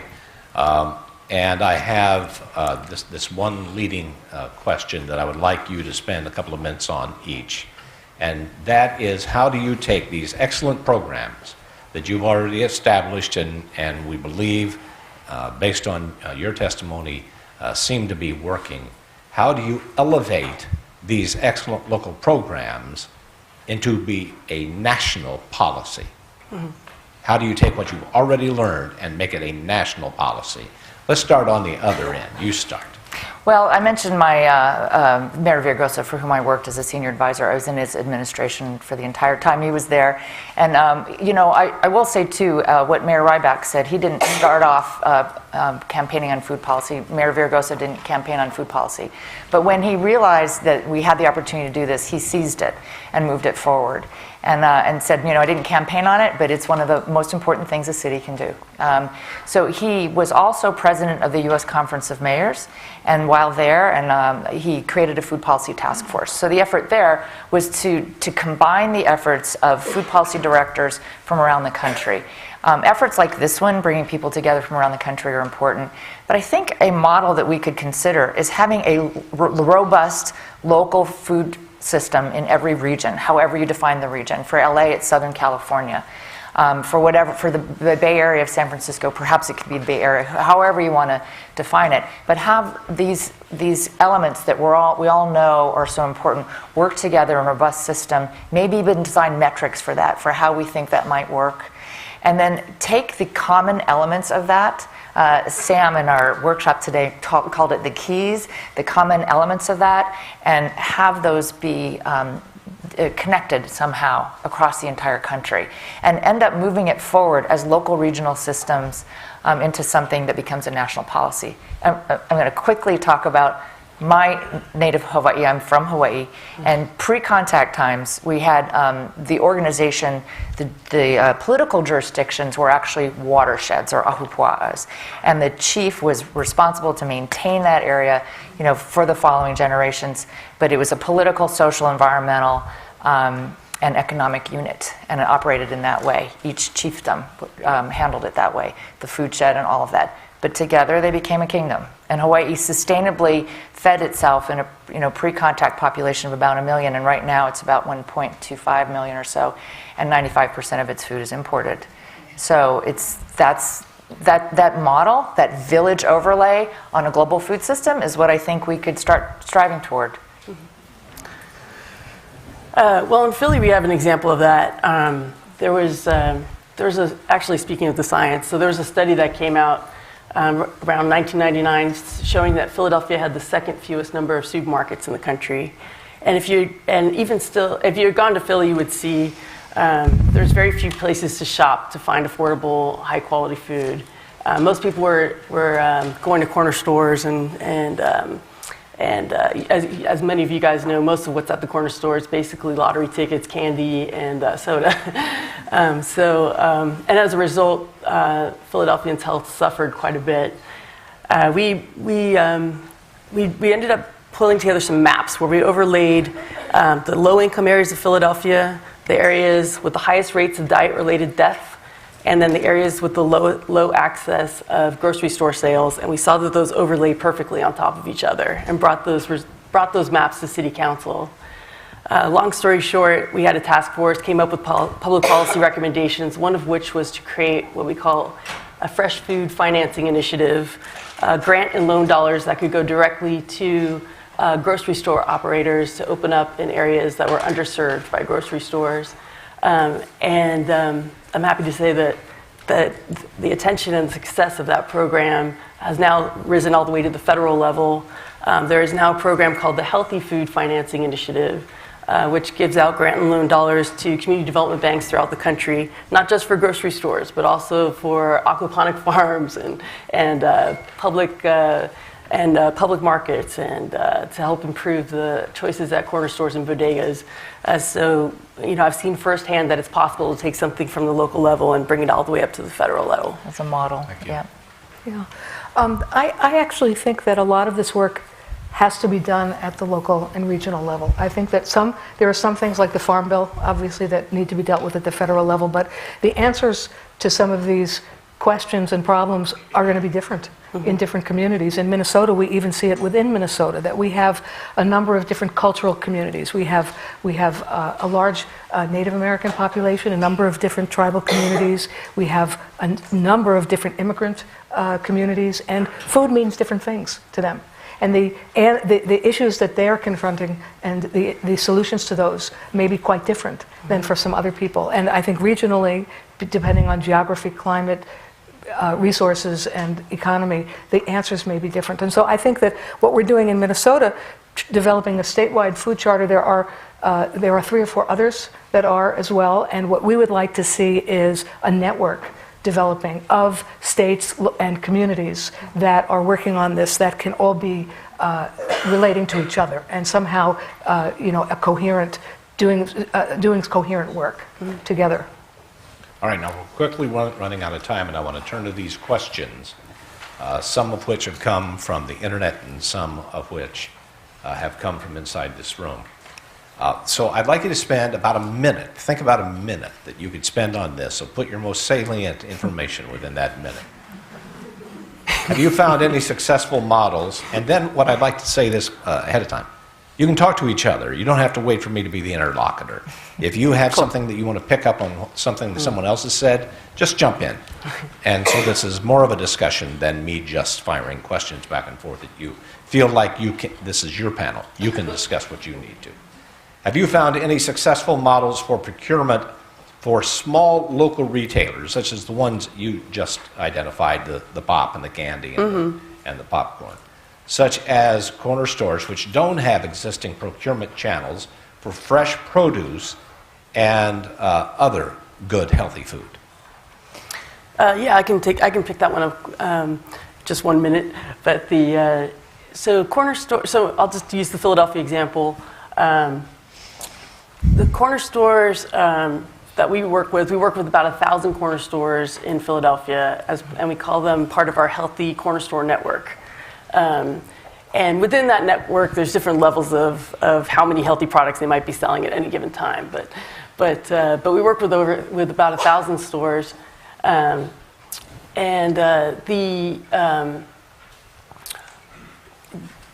lot of these stores are already getting their food from different distributors. So yes, procurement is a challenge, and we're always trying to figure out ways to get more locally grown food into these stores as well.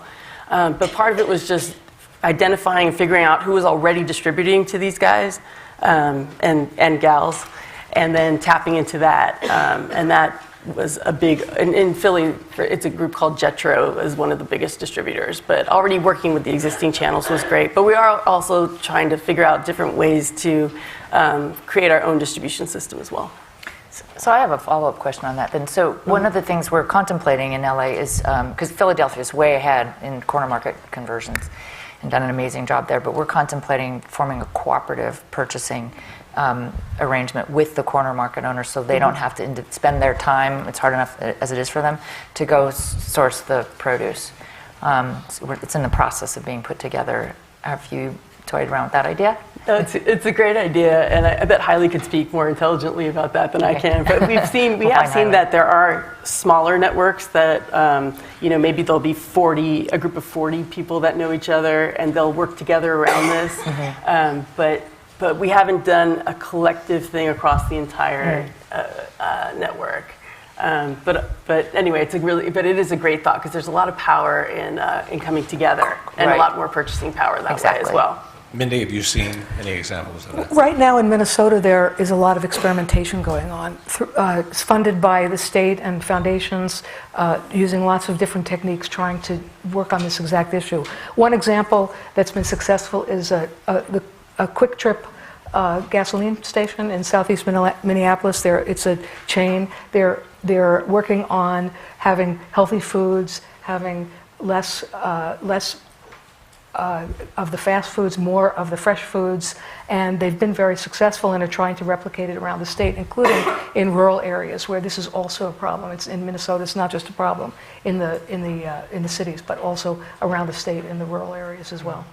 Now, this question comes online from Ashley C. What can local communities do to engage non-traditional partners from conventional ag in community food groups? So you, out of this monolith of big ag, break off non-traditional partners from big ag to become partners in your group. Have you done any of that? Yeah, I think there's room at the table for everybody who wants to have an honest discussion about this work. And so that's the way we've approached it with the Food Policy Council, is that we do have representatives from the USDA. We have businesses. We have the largest regional food processor, the president of that, on our Food Policy Council. We have supermarket owners, and then we also have the NGOs and the academic organizations representative, et cetera. But we open up the doors of the Food Policy Council for anyone to come who's interested. And we're seeing more and more food entrepreneurs come to our network meetings. So we have our board meetings, we have our working group meetings, and then we have our network meetings that are open to everyone. And in that process, it's a dialogue.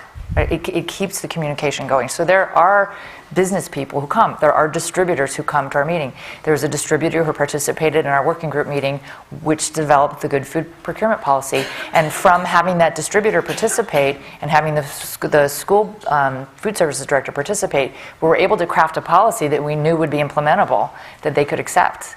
So it was that much stronger that way, and I think there's room at the table for anybody who wants to speak honestly. Let me work with your word accept for just a moment on that same question. Big ag doesn't seem to me inclined to accept as window dressing something that smaller grassroots groups are doing, and they would only do that and this may sound cynical, but they would only do that in order to look better and put a better brand on their product. Have you found where big ag looks at the science that is being presented, that it isn't the calories that they're trying to produce en masse, but it's the nutrition that they're trying to produce en masse? Are you getting through? Are they getting through to big ag that really is their product? Nutrition, not calories. I think that without question that we're getting through. The problem is that in the business world, the bottom line is profit, right? So there was for example, you may be familiar with the Campbell Soup issue that just happened in this past year, where they created low-sodium soup because there was all this pressure to have healthy soup. Nobody bought it. And they just had to stop producing it because nobody would buy it. So it's one thing to say, this is what we want, but if people aren't going to buy it, there isn't going to be a market. I think that food industry needs to be convinced that it's in their interests to produce healthy food, that they will make a profit, and it's not just a question of looking good, but that people will purchase it and they will actually be able to make money selling healthy food. But if they look at the model of the Campbell's soup, they'll say you can't make any money doing that. Campbell's proved it. How do you get to that point where people are actually buying low-sodium Campbell's soup and saying, this maybe not taste like a real salty soup, but this tastes pretty good? One of the criticisms of that exact issue was that they went too low. That sodium, That's what I was salt, going to say. the taste for salt is gotta go something that we slower. adapt to. And they could have sort of stealthily, slowly lowered the sodium without telling people. Right, like my grandmother used to say, little by little. Nobody would have noticed it. So there are ways, I think that there are ways to do this. Okay, let's get to this question. This is an online question from Mandy Willig. She's at UAB. What strategies do you recommend for scientists interested in partnering with your groups to investigate health outcomes resulting from these programs? Have you done longitudinal stuff on your own programs and found that you're actually seeing better health outcomes from better diet? Not just the national stuff that we've seen that Ricardo gave us, but some real things coming out of these local programs. We've actually started a baseline. We do want to have an evaluation, and I think it will take longer than the time that's passed so far. So we do think it is a longitudinal study that may take place over 5 years. But we have created an evaluation baseline level and developed a series of 100 indicators that look at our food shed on a number of fronts: environmental, public health, labor, economies, etc. And that's part of a publication that we have online on our website, goodfoodla.org. Yeah, in Philly, it was a period of 4 years where they saw this decline in childhood obesity, and we'll see how as the next crops of data comes out. But yeah, we're tracking that over time and seeing overall how is this going. We also did a study in Philadelphia public schools showing that over time we were able to reduce the number of kids becoming overweight by 50% by improving the school food and getting rid of the soda and other things within the school environment. So you can show some pretty dramatic impacts over time, but we have to continue to track these things as well. And in the end, if we can show these kind of results, that will be very powerful to policymakers. The Healthy Food, Healthy Lives Institute that I direct at the University of Minnesota has funded local community research, some of which has shown some very, very interesting and effective outcomes. And so we are following that. When it comes to the food charter, one of the key points is that the recommendations that we come out with will be evidence-based. And so we are going to be looking at research programs that have been evaluated, and evaluation is a key point to all of this. We'll make this the final question for this panel because we are right at the bitter end in terms of time, but I think this is a good one to end on. This question comes from someone in this audience, and it harkens back to something that Ricardo said. Quality food costs money. The wealthy and educated can manage, but how can we work to raise the food bar for all segments of our community? Yes, this is a really important point, is that it has to be affordable. But how do you do that? Well, there are many different ways we can do this, right? Wholesome Wave and many groups are working on this. We're also working on this in Philly. But if you have if you're running a farmer's market, accepting food stamps and accepting double up food bucks, or in Philly it's called Philly Food Bucks, to make the food more affordable.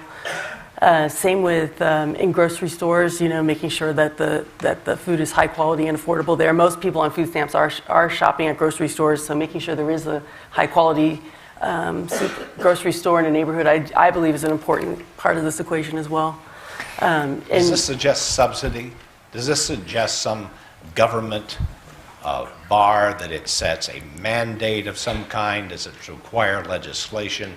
where certain communities will sell the same product cheaper, that it will be a food subsidy akin to a food stamp, which we've already seen is a political quagmire right now. Right, absolutely. But I think it does, because right now, one of the reasons why what are called junk foods are so cheap is because of the subsidies.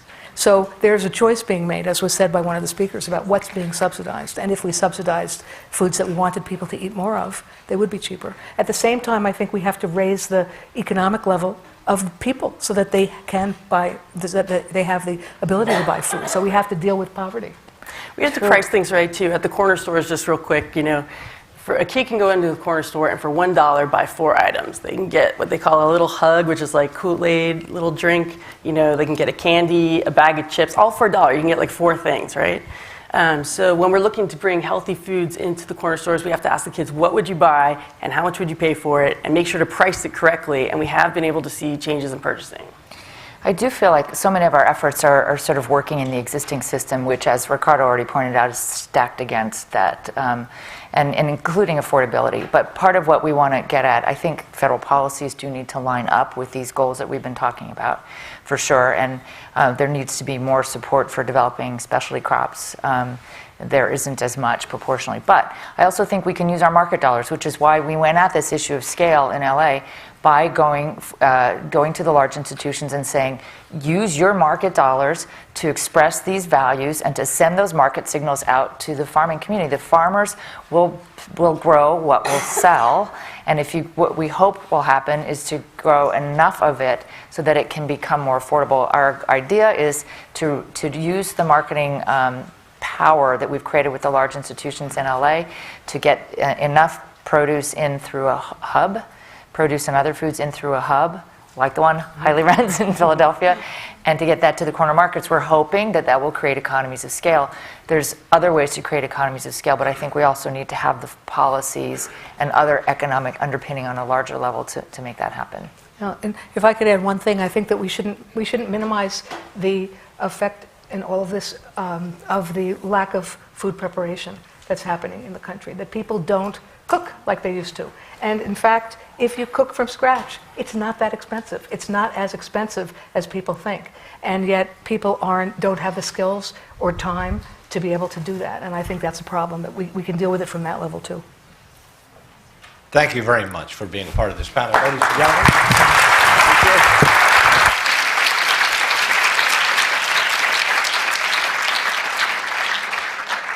And as these individuals, I'd like to thank Paula Daniels, Mindy Kurzer, and Yao Lehman for being here and talking about these subjects. And now the next panel, I wonder, as soon as they vacate, if you will take your seats in the proper numbered seats, then we'll complete that. If any of you have to leave at this point, go ahead, feel free to leave. And we do know that we're running long at this point.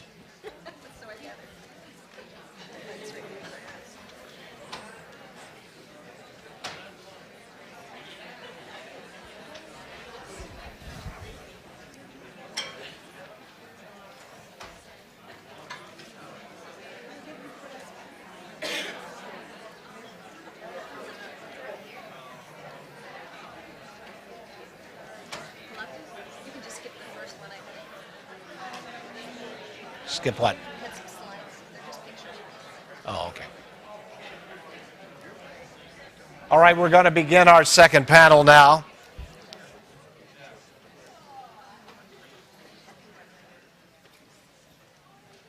This panel, and I will read you what is already in your program.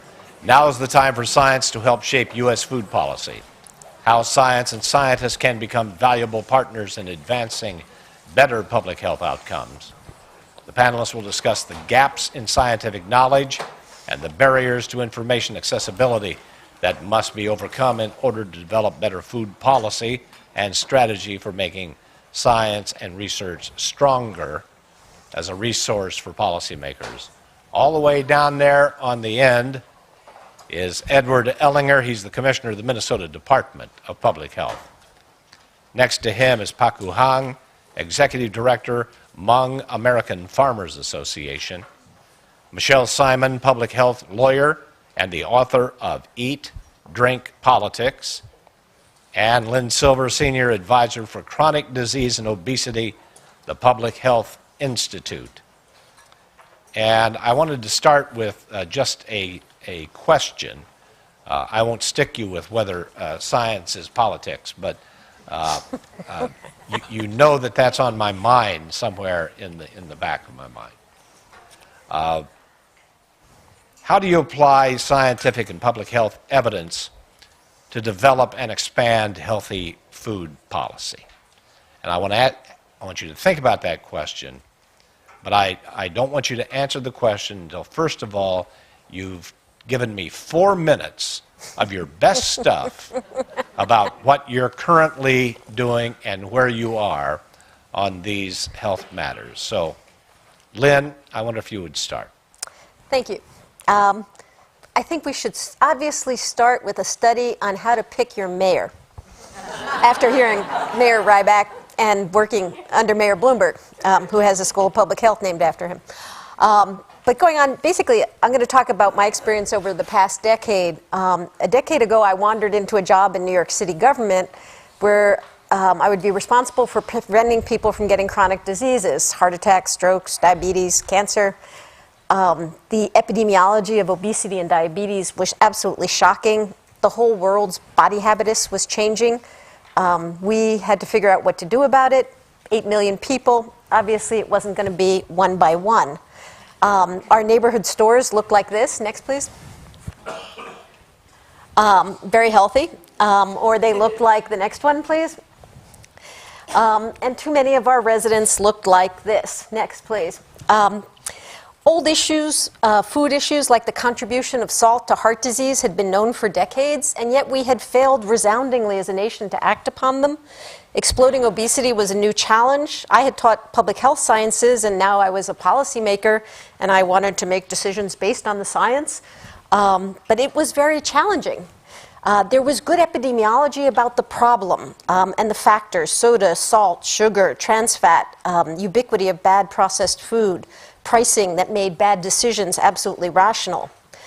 Scarce, however, was hard evidence on the solutions. There were a small number of trials on calorie labeling. Simone French, Go Minnesota, work on prices, for example, was very helpful. Finland's work on salt had been studied. But there were few controlled trials, much less randomized ones. They gradually started trickling in over the course of a decade, and they were like precious pearls that we would cite, but few and far between. Very few studies compared our processed food supply to traditional whole foods or any larger alternative. There was very little on how to shift our food production systems as a whole from big food to a new framework. We need far more. But meanwhile, the industry kept on trucking. Next, please. And this is what our supermarkets look like: value pricing, junk food, expanding portions, piling on salt, taking out potassium, ridiculous claims. And our population was the guinea pig for these uncontrolled experiments. So would we have to wait for randomized controlled trials to undo the damages? We felt as government not. Based on the best available science, we proceeded to act, and we acted in a variety of areas. One was really trying to take on big food and the practices of bad food, trans fat bans, calorie labeling, regulations of other sorts. Another was really trying to change our food environment with fresh food incentives, green carts, and so on. We did the Big Gulp Law, which is still waiting for its appeal, and lots of education. These were incremental changes. We have not yet revolutionized the food supply. It's probably similar to how public health championed changes in the environment in past decades, in past centuries, actually. We were committed to rigorous evaluation. We saw falls in sugary drink consumption and rises in fruit and vegetable consumption, rises in life expectancy faster than the nation. Childhood obesity declined slightly, but adult obesity has been more stubborn. Yet because many of us came from the medical field, people sometimes tried to apply our medical standard even to undoing harm done by others. There are times when that's important and times when it doesn't work. So for example, if a tractor has a part that injures kids, you don't do a randomized controlled trial, you change the part. But when we did the artificial trans fat ban, for example, we got told we should have done randomized controlled trials. We beg to differ. Those were invented to keep the pharmaceutical industry from introducing drugs without evidence. But the food industry doesn't practice them. So can they do this, for example, next? Sorry, that was trans fat. Keep going. Can they keep growing our sodas, but next, if we want to go in the opposite direction, we have to do a randomized controlled trial? What's the standard for evidence-based public health? So I believe we need science from a variety of disciplines, from agriculture, economics, and so forth, to be the basis for this movement, but much of it will not look like typical medical science. The biggest factors that impact food consumption are planting, pricing, placement, promotion, labeling. They are hard to manipulate voluntarily for a prolonged time. Real social change is needed to evaluate and assess these changes. In short, to get from where we are to where we want to be, a world where next it won't look like this anymore, where food supply looks like that instead, where rational economic choices are rational health choices, we're going to have to use some common sense policy making, building on these social and agricultural sciences. We need to use the information that we have and to generate new information every time we make a change. But we don't have to be paralyzed. Not only should we not be paralyzed, but we should move forward swiftly to protect health. If half of the adults in China have diabetes or prediabetes, and in the United States as well, only slightly less, we need action from town halls to megacities to global approaches. For example, a framework convention on food, inspired by the Framework Convention on Tobacco Control, the first use of public health treaties to address a global industrial threat to health. Thank you. Thank you. Lynn, 4 minutes. No, Michelle. I'm sorry, Michelle. I don't want to give you another 4 minutes. Sorry. Thank you, I'll take it. So my lens through this is really taking a hard look at the food industry and talking about the processed food industry and really the big food companies. And the name of my book is actually Appetite for Profit. And that's really what the name of the game is for the food industry.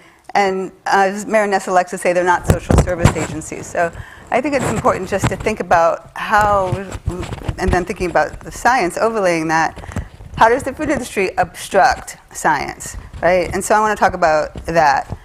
But first I want to think about, well, why does the food industry need to obstruct science? Not for the obvious political reason, but because they have a credibility problem on their hands, right? The CEO of Coca-Cola or Monsanto can't put themselves out there, right, saying there's bad science, there's no science to show there's a connection between soft drinks and obesity.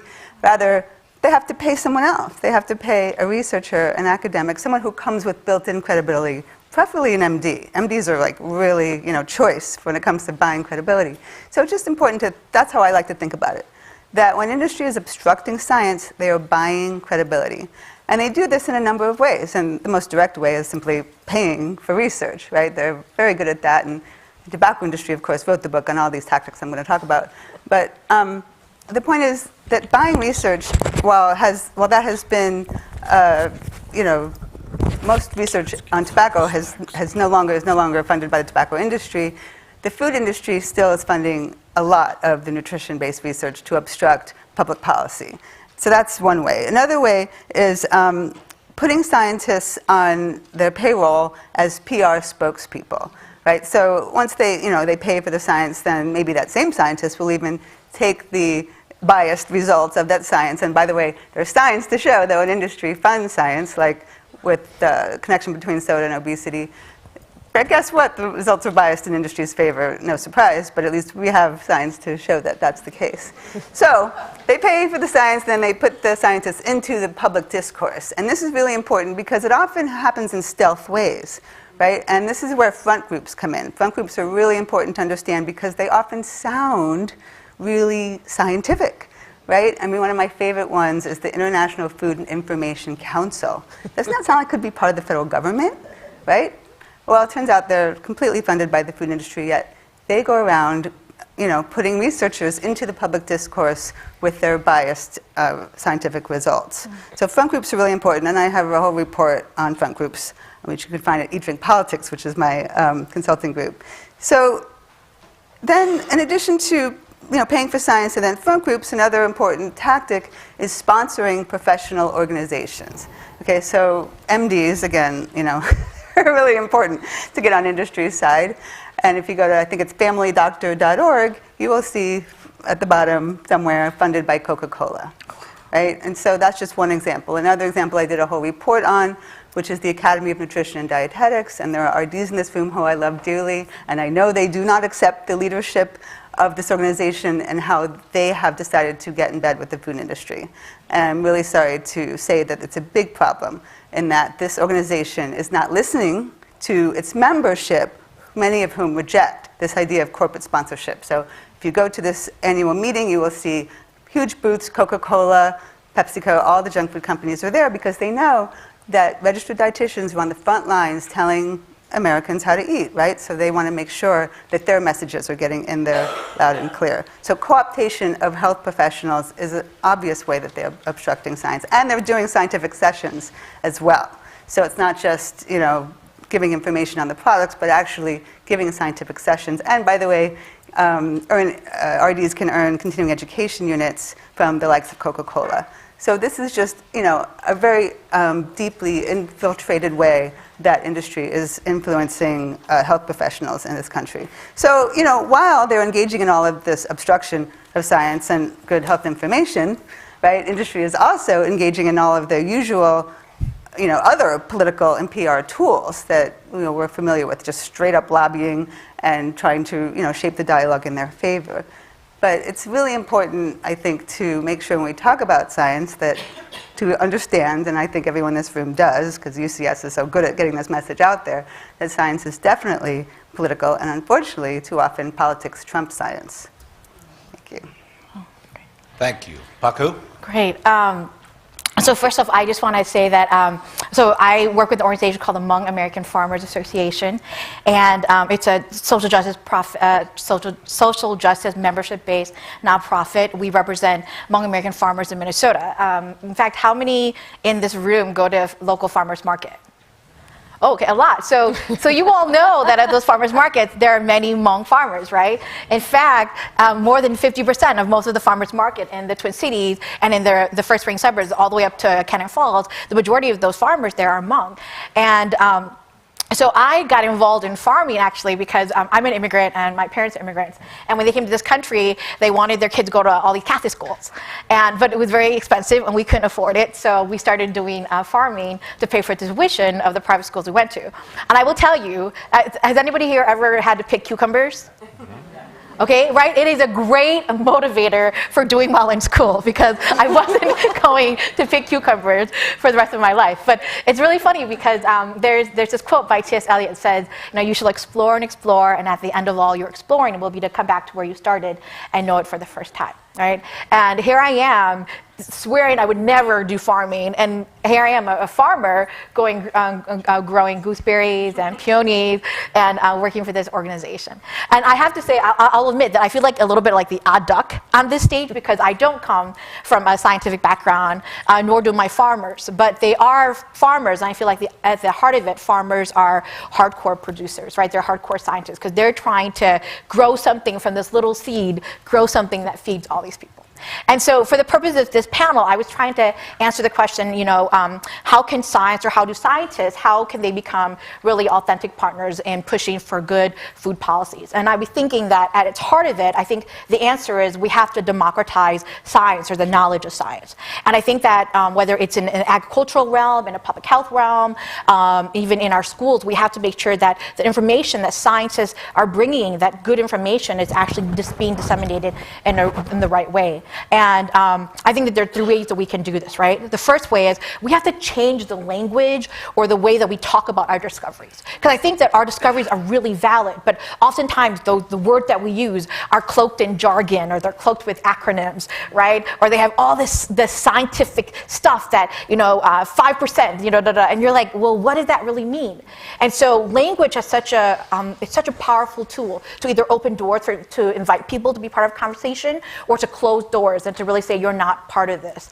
And I think that's really powerful. And so we have to change the way that we talk about the great things that science can offer to the problems that are plaguing our society. So I think that's number one. I also think number two is we have to change the way the information is actually disseminated. And I think about right now, so we have a farm, my organization has a farm out in Dakota County, and recently the Department of Natural Resources, good people, were very concerned that in Dakota County, along the Vermilion River, there are this aquifer, and they were concerned that in this first aquifer, so many farmers in Dakota County and around the Vermilion River were they were digging wells into this aquifer, and they were afraid that it was going to not only deplete the aquifer, but any of the chemicals that were used in kind of big ag would leach into the aquifer and then would go into the Vermilion River. And one of the great things about the Vermilion River is that it's one of the few rivers in Minnesota that actually is wonderful for trout. And so they didn't want to harm the trout community, right, or the trout population. But the way that DNR went about telling farmers, hey, you can't actually dig to that aquifer anymore, was, some would argue, not very transparent and not very timely. And in fact, only now, even though the law was passed in 2010, only now are they starting to have town hall meetings. And I remember when I called DNR, I said, hey, can we get that evidence, that the data that you have that is telling you that we shouldn't dig into this aquifer? They were like, oh, it's too raw, we're not going to give it to you. Right? So saying like, we have the data, but it's too complicated for you.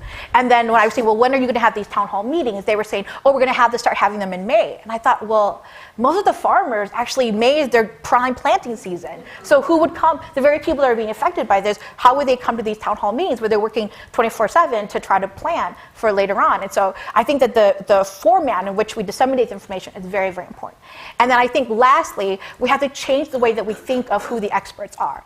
And like I work with people who, for much of their life, never went to school, right? Many Hmong people never held a pencil before they came to the United States, because back in Laos, they were just in the mountains and they didn't have any type of formal education. We didn't even have a formal language. And so I have this great story of this farmer. She's 65. Her name is Vang. And she grew these Brussels sprouts for the farmer's market, right? And so there was this expert from the Minnesota Department of Agriculture, and they came in, they noticed that Vang was growing all her Brussels sprouts in like really far apart. And they said, oh, why did you do that? That's very interesting.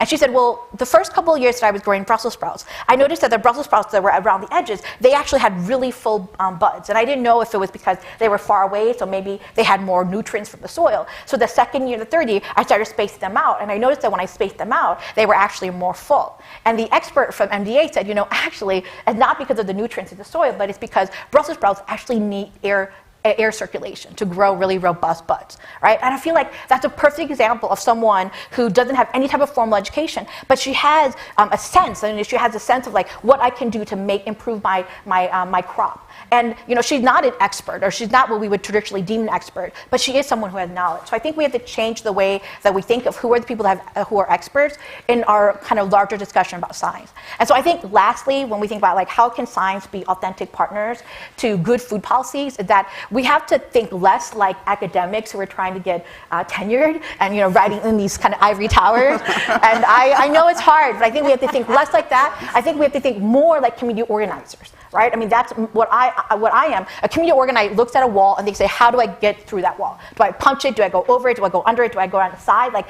how do I meet people where they're at? And I think if we really want food systems change, which I think many of us who are part of this conversation, we are saying we need something in our broken food system. We have to actually meet people where they're at, and I think that's how we do it.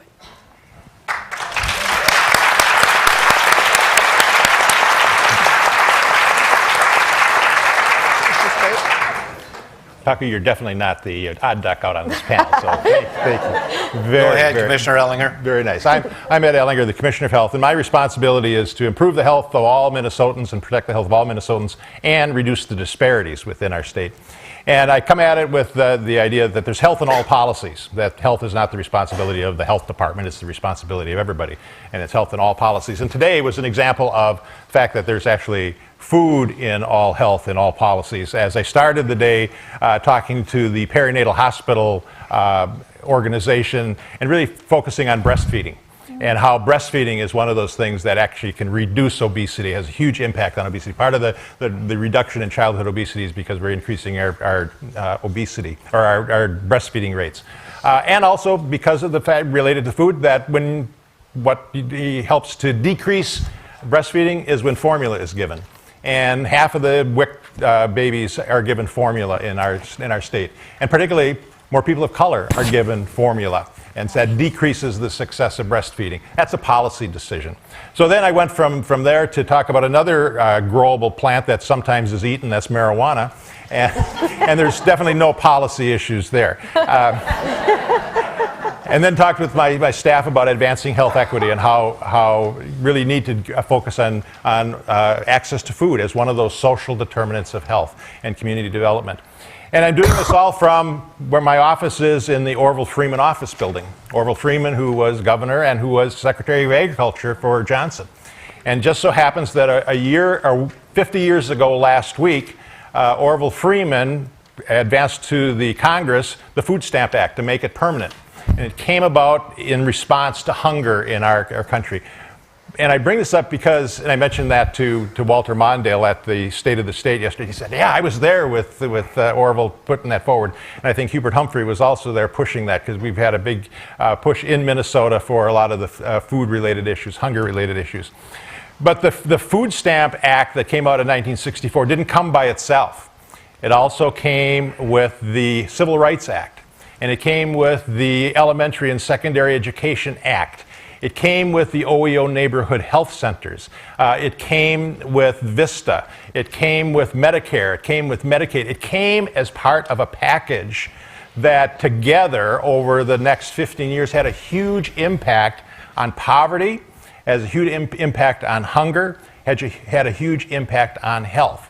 And those impacts were really being seen in this country until in the late 70s and in the early 80s, we changed our policy approach. And food stamps, we became more enamored with the idea that it's all about medical care and it's all about personal choices. And there's no role for the public sector in helping people out. And so we started to cut back on our support for public health. Our funding for public health was decreased by 25%. We put barriers up for food stamps. And we shifted more of our resources into the medical care model and that idea of individual choice and medical care as creating health. And guess what happened? Our healthcare costs, that's when our healthcare costs started to diverge from the OECD countries. That's when our ranking on all sorts of health indicators started to decline related to all of the other nations. That's when our disparities started to increase again. And so I bring this up because you can't look at food and nutrition by itself. It has to be in the context of everything that we're doing. It has to be in the context of community organizing. It has to be in the context of a health in all policies approach. Health in all of the approaches that we take. And that's sort of what we're taking with our SHIP program, our Statewide Health Improvement Program. In a small nature, we're going to communities and saying, you know best practices in your community, how to implement them. You know about food policy, you know about transportation policy, you know about housing policy. We will partner with you to make that happen. And it's when communities get engaged, when communities get organized, and communities are given the power to invest appropriately, they will make some wise choices. And we're seeing it happen throughout the state through the SHIP program and in other ways. And I think that's where we really need to focus on. The policies need to be local, they need to be community empowered and community led. Thank you very much.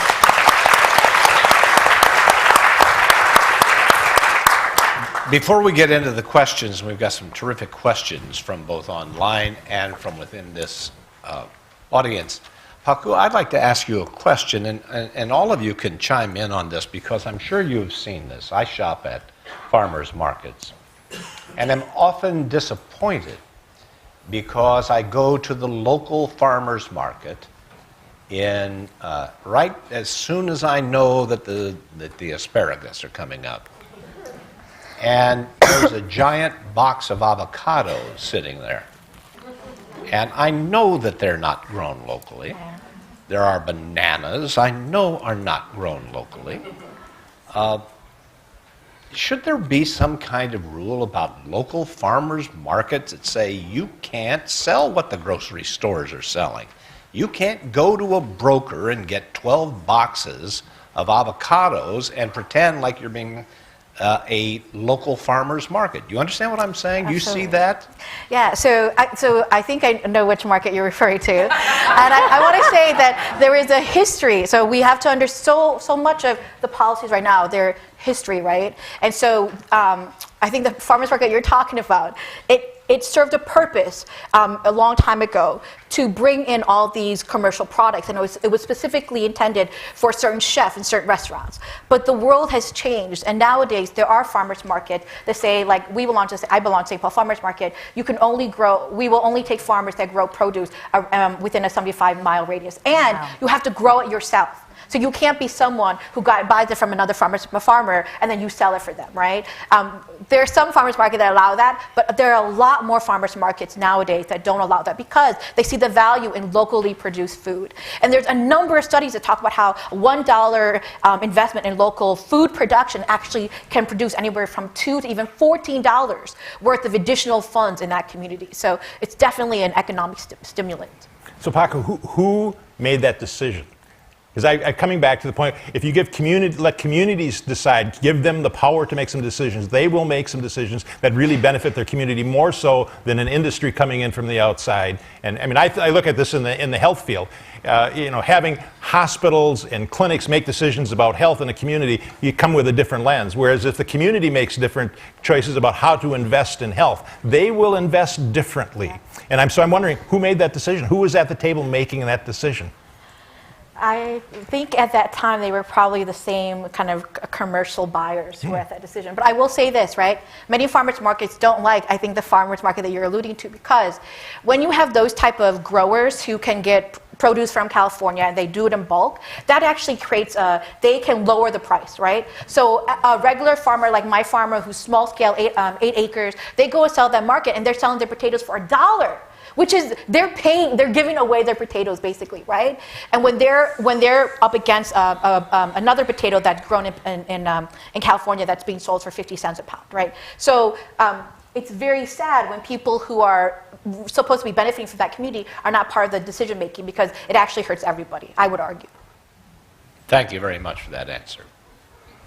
There's a question from the audience. What are the benefits of the local food system beyond health and nutrition? Is the local food system as safe as the large-scale system? Go ahead. I'd comment on that one. The large-scale food system, as we saw in the earlier presentations, is not safe.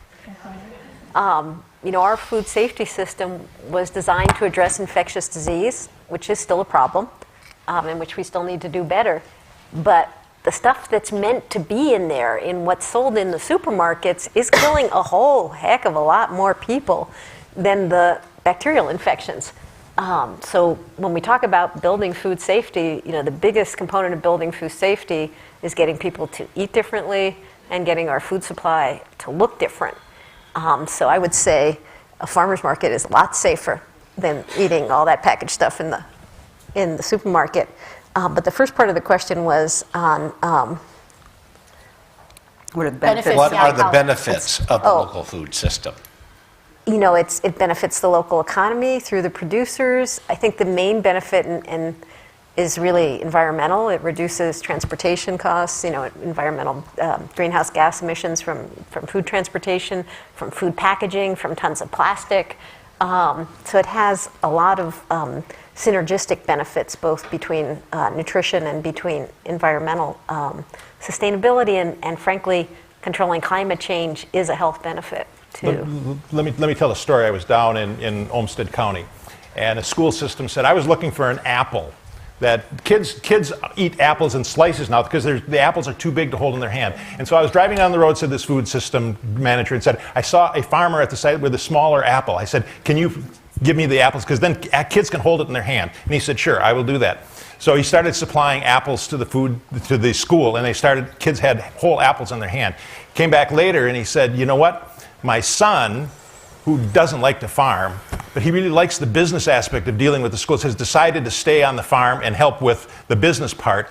And I've got a new market for my product. So the farmer, creating apples, got a new market. He kept his kid on the farm because he could sell the apples, and the school got an apple that kids could hold in their hand that changed a whole lot of lives. It's an economic development tool in addition to an education tool and keeping families together, for crying out loud. That's very, very nice. Michelle?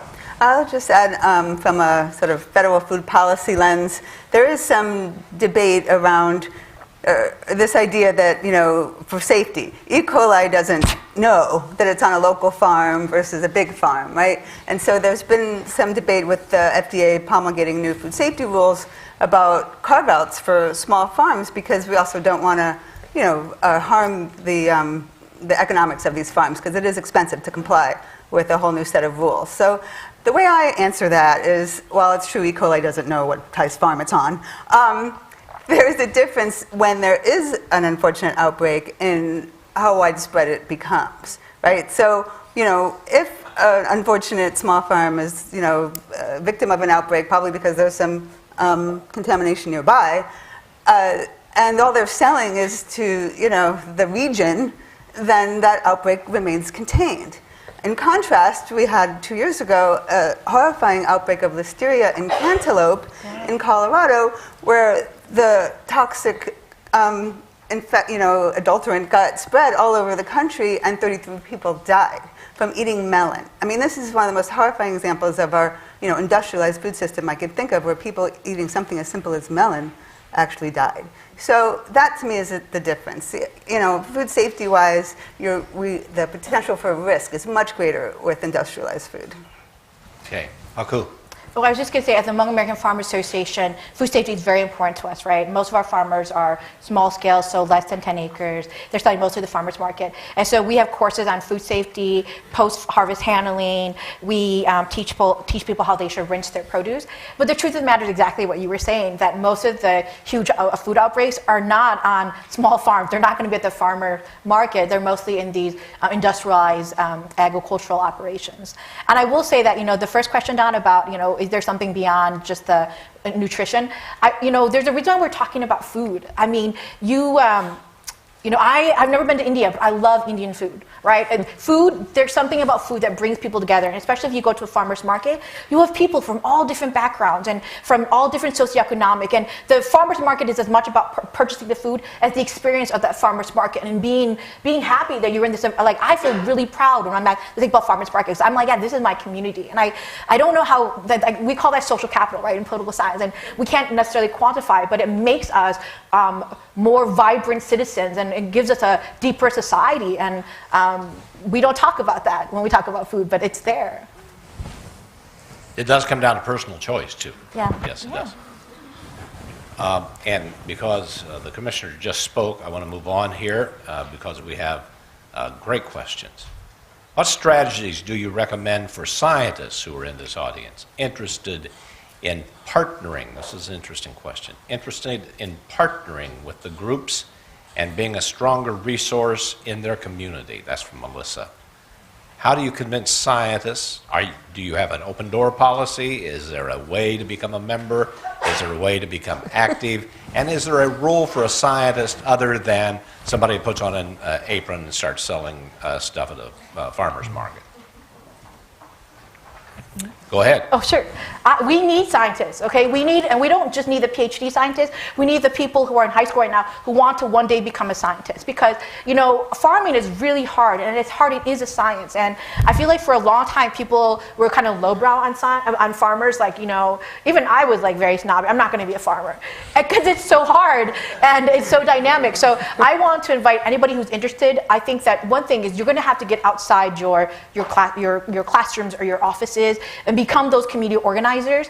But I tell you that folks like me and other of my peers in the community, we are hungry for you guys. Not only your knowledge, we want your perspective, because your perspective is different from ours. And we can't tackle this very complex problem. We can't tackle it if we're all thinking the same way. We're only seeing circles. We need people to think about squares, and that's where we get the real solutions from. So I want you to be we need you problem solvers. And not only that, not only your perspective, we need the way that you think. Because sometimes farmers are like all over, and we need methodical thinkers. That's how we really get to solutions. But it will require you to step out. And you guys can go to our website, go to the food councils, the local food councils you have, talk to your farmers at the farmers market, and hook up with people. And we heard earlier about the food charter. That's certainly one of the ways where academicians, scientists can get involved in food. We're certainly seeing that with our SHIP programs in all of the counties throughout the state, really looking at obesity, nutrition, physical activity. And we're seeing where particularly the extension is coming in and saying, let's look at regional food policy. How can we use indigenous foods? How can we get those into the farmers' markets? How can we get them into the local restaurants? And I also think that we play two roles as scientists. We have our professional role, but we also have our civic role. Certainly our professional role is important in all of the research that we do and the policy work, but our civic role is just as important. And we bring our science to that civic role. So we didn't get engaged in our community. When you have a community, the social capital at your local farmer's market, and you're there, you bring your science to that community. And that's a really important part of building that community and that link. And you're in partnership with the community, and that's one of the things that universities have struggled with. We are the researchers, and we know what's best, and we practice data colonialism. We'll do the research and pull the data out and leave the hole there. Well, no, we need to change the model. We're in partnership with the community. The community is actually in charge, and we're one of the partners that has to be in that conversation. Okay, Commissioner, you have identified perfectly a tension that exists between science and advocacy, between the professional and the civic. Tell me that it is wrong for a scientist who discovers that there is value in nutrition as opposed to just raw calories, and then sits on that information or only shares it in the professional journals, instead of going out to the local school where your kids attend and say, here's what we have found, and I need to advocate for this. Is it wrong for a scientist to advocate on the fact? No, of course not. Much what better. good are You data? say, of course not. What but good I are see data it if they're not being every used? day of my life where scientists will not speak out. They will only publish.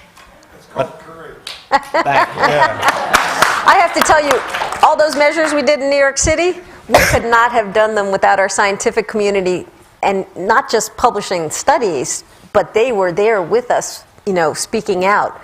We needed people to, for the press to talk to, Bravo. Who would say, yes, it's right to ban trans fat, or yes, it's right to do this.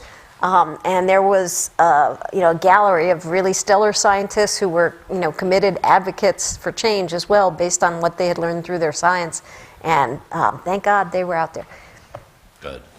I would say scientists have a responsibility. I mean, there's really no separating research from policy, right? I mean, what is the point of doing science unless you're trying to make the world a better place? I guess is the way I look at it. And unfortunately, a lot of this stuff is controversial, which means you're going to have to get your hands dirty. I mean, there's just really no avoiding it. But it means, finding like-minded colleagues and teaming up with, the advocates to kind of insulate yourself. Because I know a lot of researchers are kind of skittish and they think, they just want to stay in their ivory tower or publish or get tenure or whatever. But, look, there's a lot of good people trying to do good work, and they can lift your voices up and give you that insulation you might need in your institution or whatever setting you might be in. So I think, come join the movement is what I say to scientists. I'd like a short answer to this question. I got one more question besides this, and I'm going to conclude it.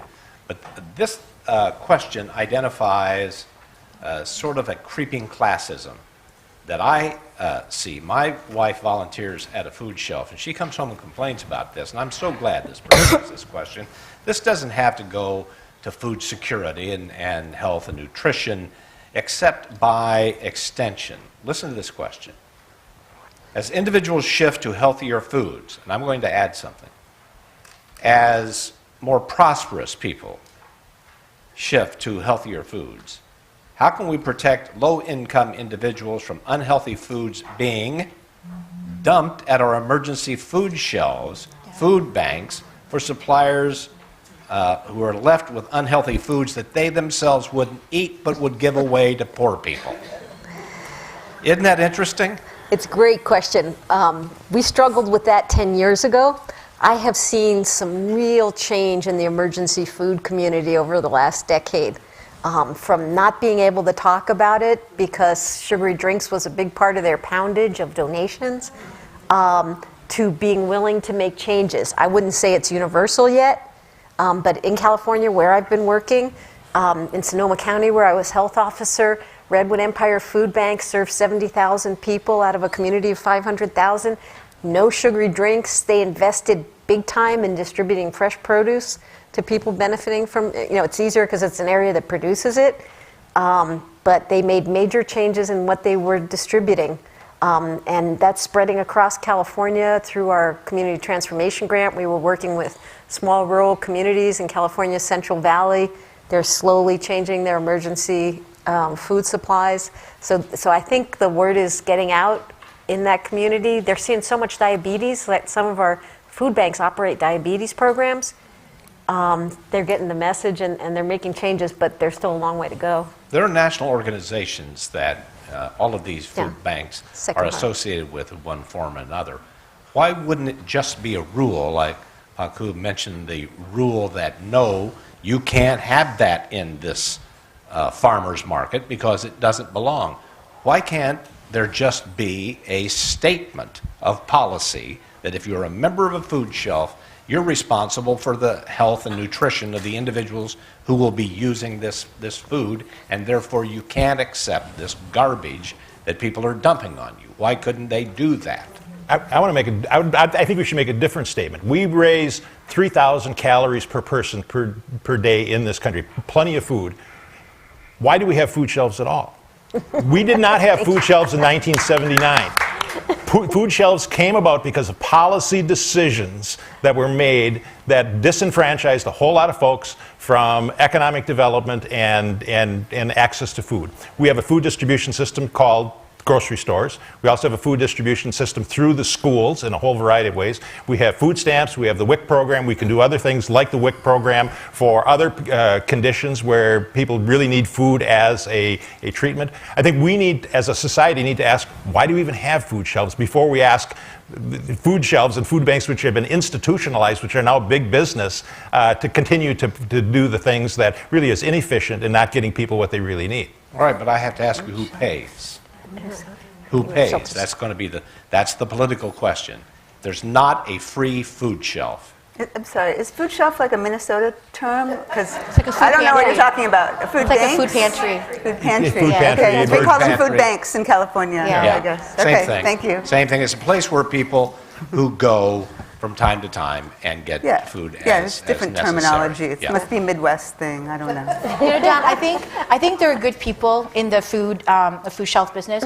I think that they really want to do good, right? But it reminds me of that quote, I think by one of the union organizers, says, when I how does that quote go? When I give someone like charity, they call me a good Samaritan, and when I say, why are people poor, they call me a communist. Yes. I think we think short. They're good people, and they see the problem and they want to fix it. But sometimes these problems are systems and there's history. And so if you're thinking, well, I don't want to have poverty in my community, that's why we have these food shelves, but I'm going to fight for a minimum wage, well, that's very controversial.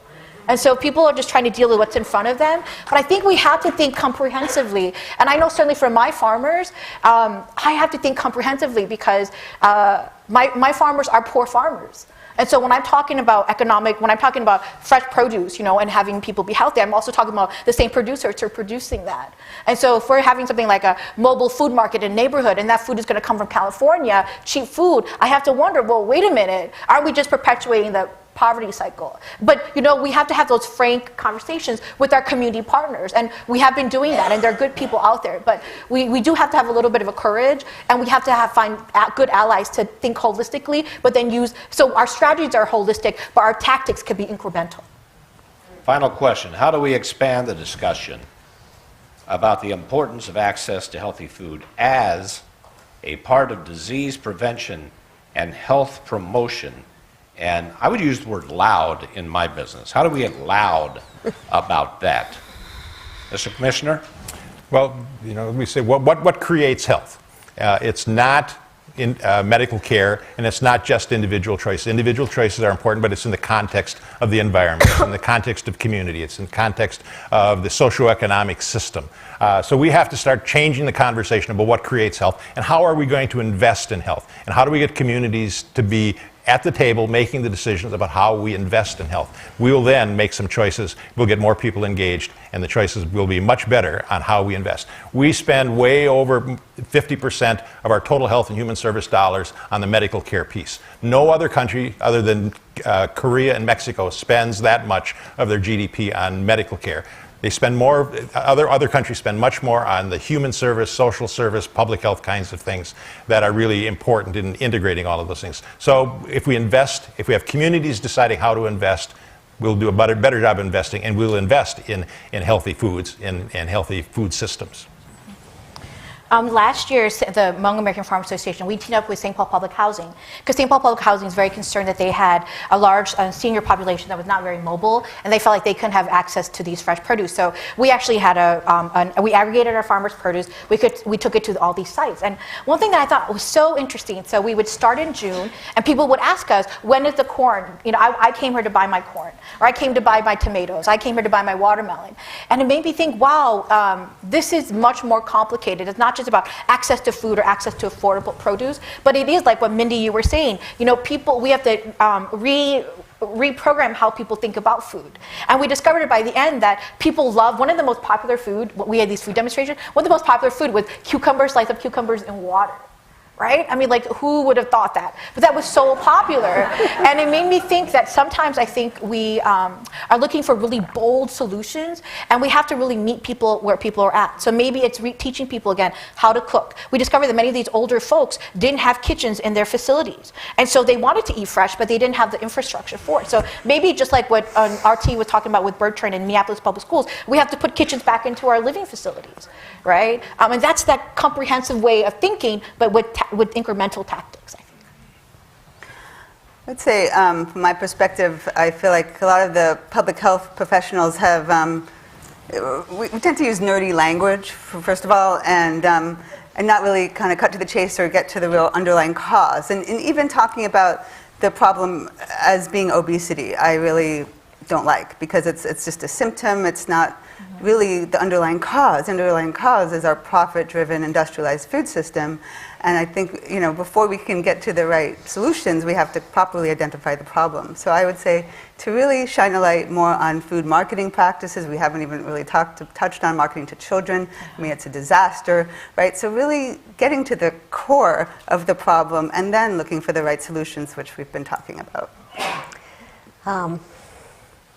Building on what the previous speaker said, I'm a pediatrician, and I did my residency back in the 80s at Columbia. And I came back to the United States after being away in 2004, and I went to the Children's Hospital where I trained. And we had once had I think it was a primary care clinic. There was now an adolescent bariatric surgery unit. And we were spending, resources and time and training pediatricians in adolescent bariatric surgery instead of yelling really loud, as you were saying, loud.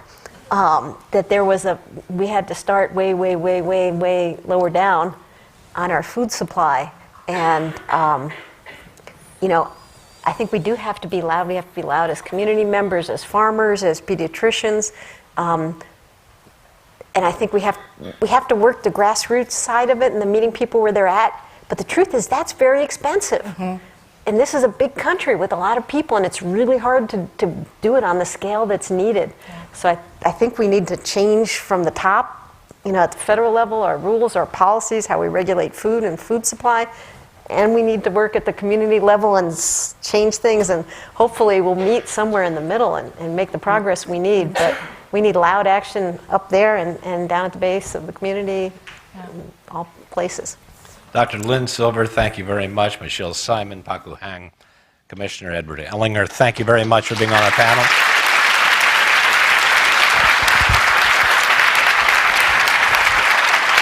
You can just take that off and leave it sitting there. Thank you so much. You're a wonderful mother. Thank you. Thank you very much.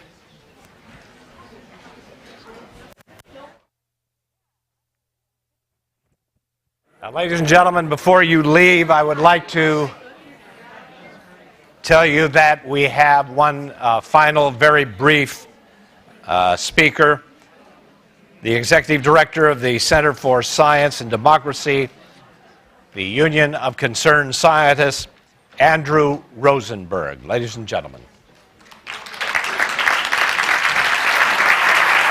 So, thank you very much, and I understand we've run a little long and people are leaving. Just a few closing thoughts, and then to thank you for attending and for your thoughts, and to give you a little idea of what's next. Since you gave the panelists 4 minutes, I will take 3. First of all, these are just my reflections on what we heard tonight and I heard during the working groups earlier in the day. And the first one is, who owns and controls your food environment, and who should? To me, right now, I think there's compelling evidence that many of us, most of us, don't actually have the ability to control our own food environment, that control is in the hands of the food industry. In some cases, it's in the hands of government at various levels, but it often is not in the hands of citizens or communities. I was struck by the discussion of the other benefits of a farmer's market beyond nutrition. And I'm not from Minnesota, I'm from Gloucester, Massachusetts, and I go to the farmer's market there, and I can't remember seeing a single product advertised with a cartoon character. I don't recall anybody telling me, the wonderful benefits. What they showed me is what they had, and maybe I wanted to taste it. And that, to me, was having the ability to control the food environment as opposed to be told what my food, my intake should be. So I think that is a fundamental question for us. And if we move from that to think about what should be the goal of public policy, well, it seems, certainly in this room, I think we could agree that that goal should be public health and public health for all, but that isn't the goal of our food policy. It fundamentally isn't, as Ricardo so compellingly described for us. But if we could accept that the goal of food policy at any level, local, state, national level, should be to improve public health outcomes, the slogan of Union of Concerned Scientists is a healthy planet and a safer world, then if we accept those goals, then we have a fundamentally different food system, and we must confront the issues of social equity, institutional racism, poverty, that many people have been talking about in the working groups today, and certainly in this room. You can't escape confronting those issues if you accept that it is the public good and public health that should be our goal. As Paku said very compellingly, there are many ways of knowing, and it's not just science. I am a scientist, and sometimes more confused than any farmer on the planet, I can tell you for sure. But there are many ways of knowing, and it is experience in many forms. It is community knowledge, it is cultural knowledge, and it is family knowledge in addition to science. Science does have an important contribution, but it is not the only way. But if scientists hold ourselves apart, then it's very difficult to see how that fundamental change in society can occur. And so my program at the Union of Concerned Scientists, of course, is encouraging scientists to engage, and that's true of all of our advocacy efforts. And I was struck by a few comments about progress that had been made at a local level in terms of reducing obesity rates. And if I listen to Michelle and to others about the enormous hurdles that are currently in the way of even changing the food environment a little bit, and think about the fact that you can make progress even in the face of those hurdles. Imagine what you could do if you removed the barriers that are currently in place to really fundamentally changing the food environment. In other words, this is certainly a solvable problem. It is not, oh, the political system won't allow it. It's something we should know how to do. And of course, we have to overcome those barriers. So the final note I would make in my closing thoughts, and I think this is important from the mayor's comments and many others, is that public policy isn't something that happens in Washington. It actually happens at every level within society, and the only way that you can take that control of food environment is for people to engage at a local level, at a state level, and also be loud all the way up to the national level. It's not waiting for somebody to say, please fix this system. So with that, I would like to thank you all for attending, thank the people who are writing in questions, and assure you, even if the questions were not asked here, we will capture those and put them on the website and provide them for our working groups and for ongoing engagement by Union of Concerned Scientists. We hope with many partners here in the Twin Cities area and around the country to try to look for those opportunities to make significant policy change. I would remind you, for those of you who didn't pick up a copy of a report we just released today called Sugarcoating Science, about the food industry misleading consumers about the effects of sugar, that there are copies outside. I want to thank certainly the University of Minnesota School of Public Health and the Humphrey Center and all of the UCS staff who have been climbing these stairs again and again and again.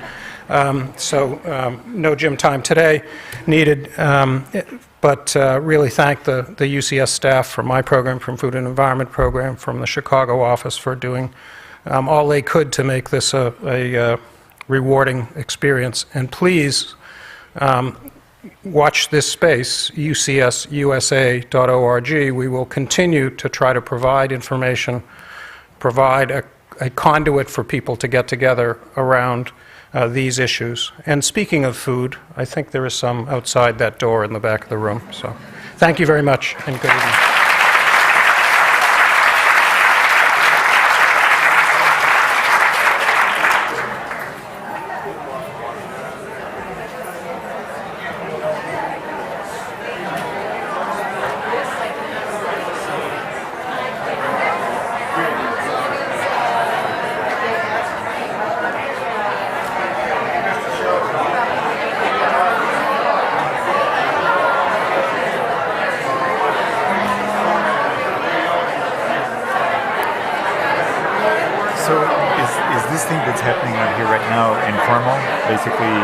Mill around and so on? Okay, so there's no structure? No. Okay, very good. Hi there.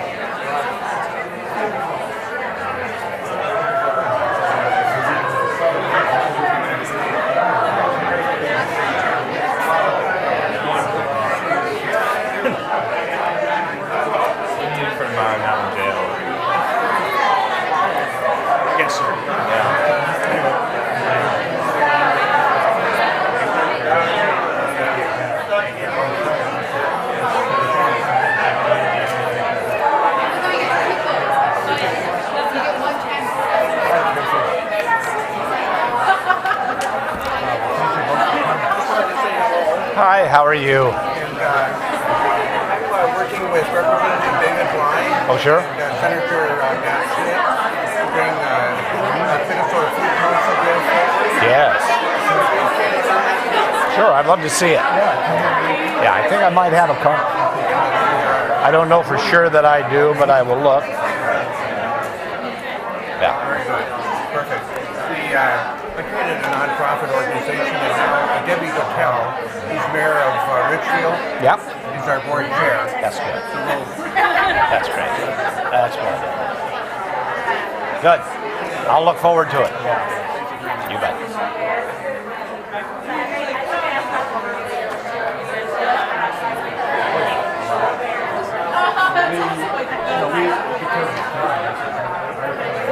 There are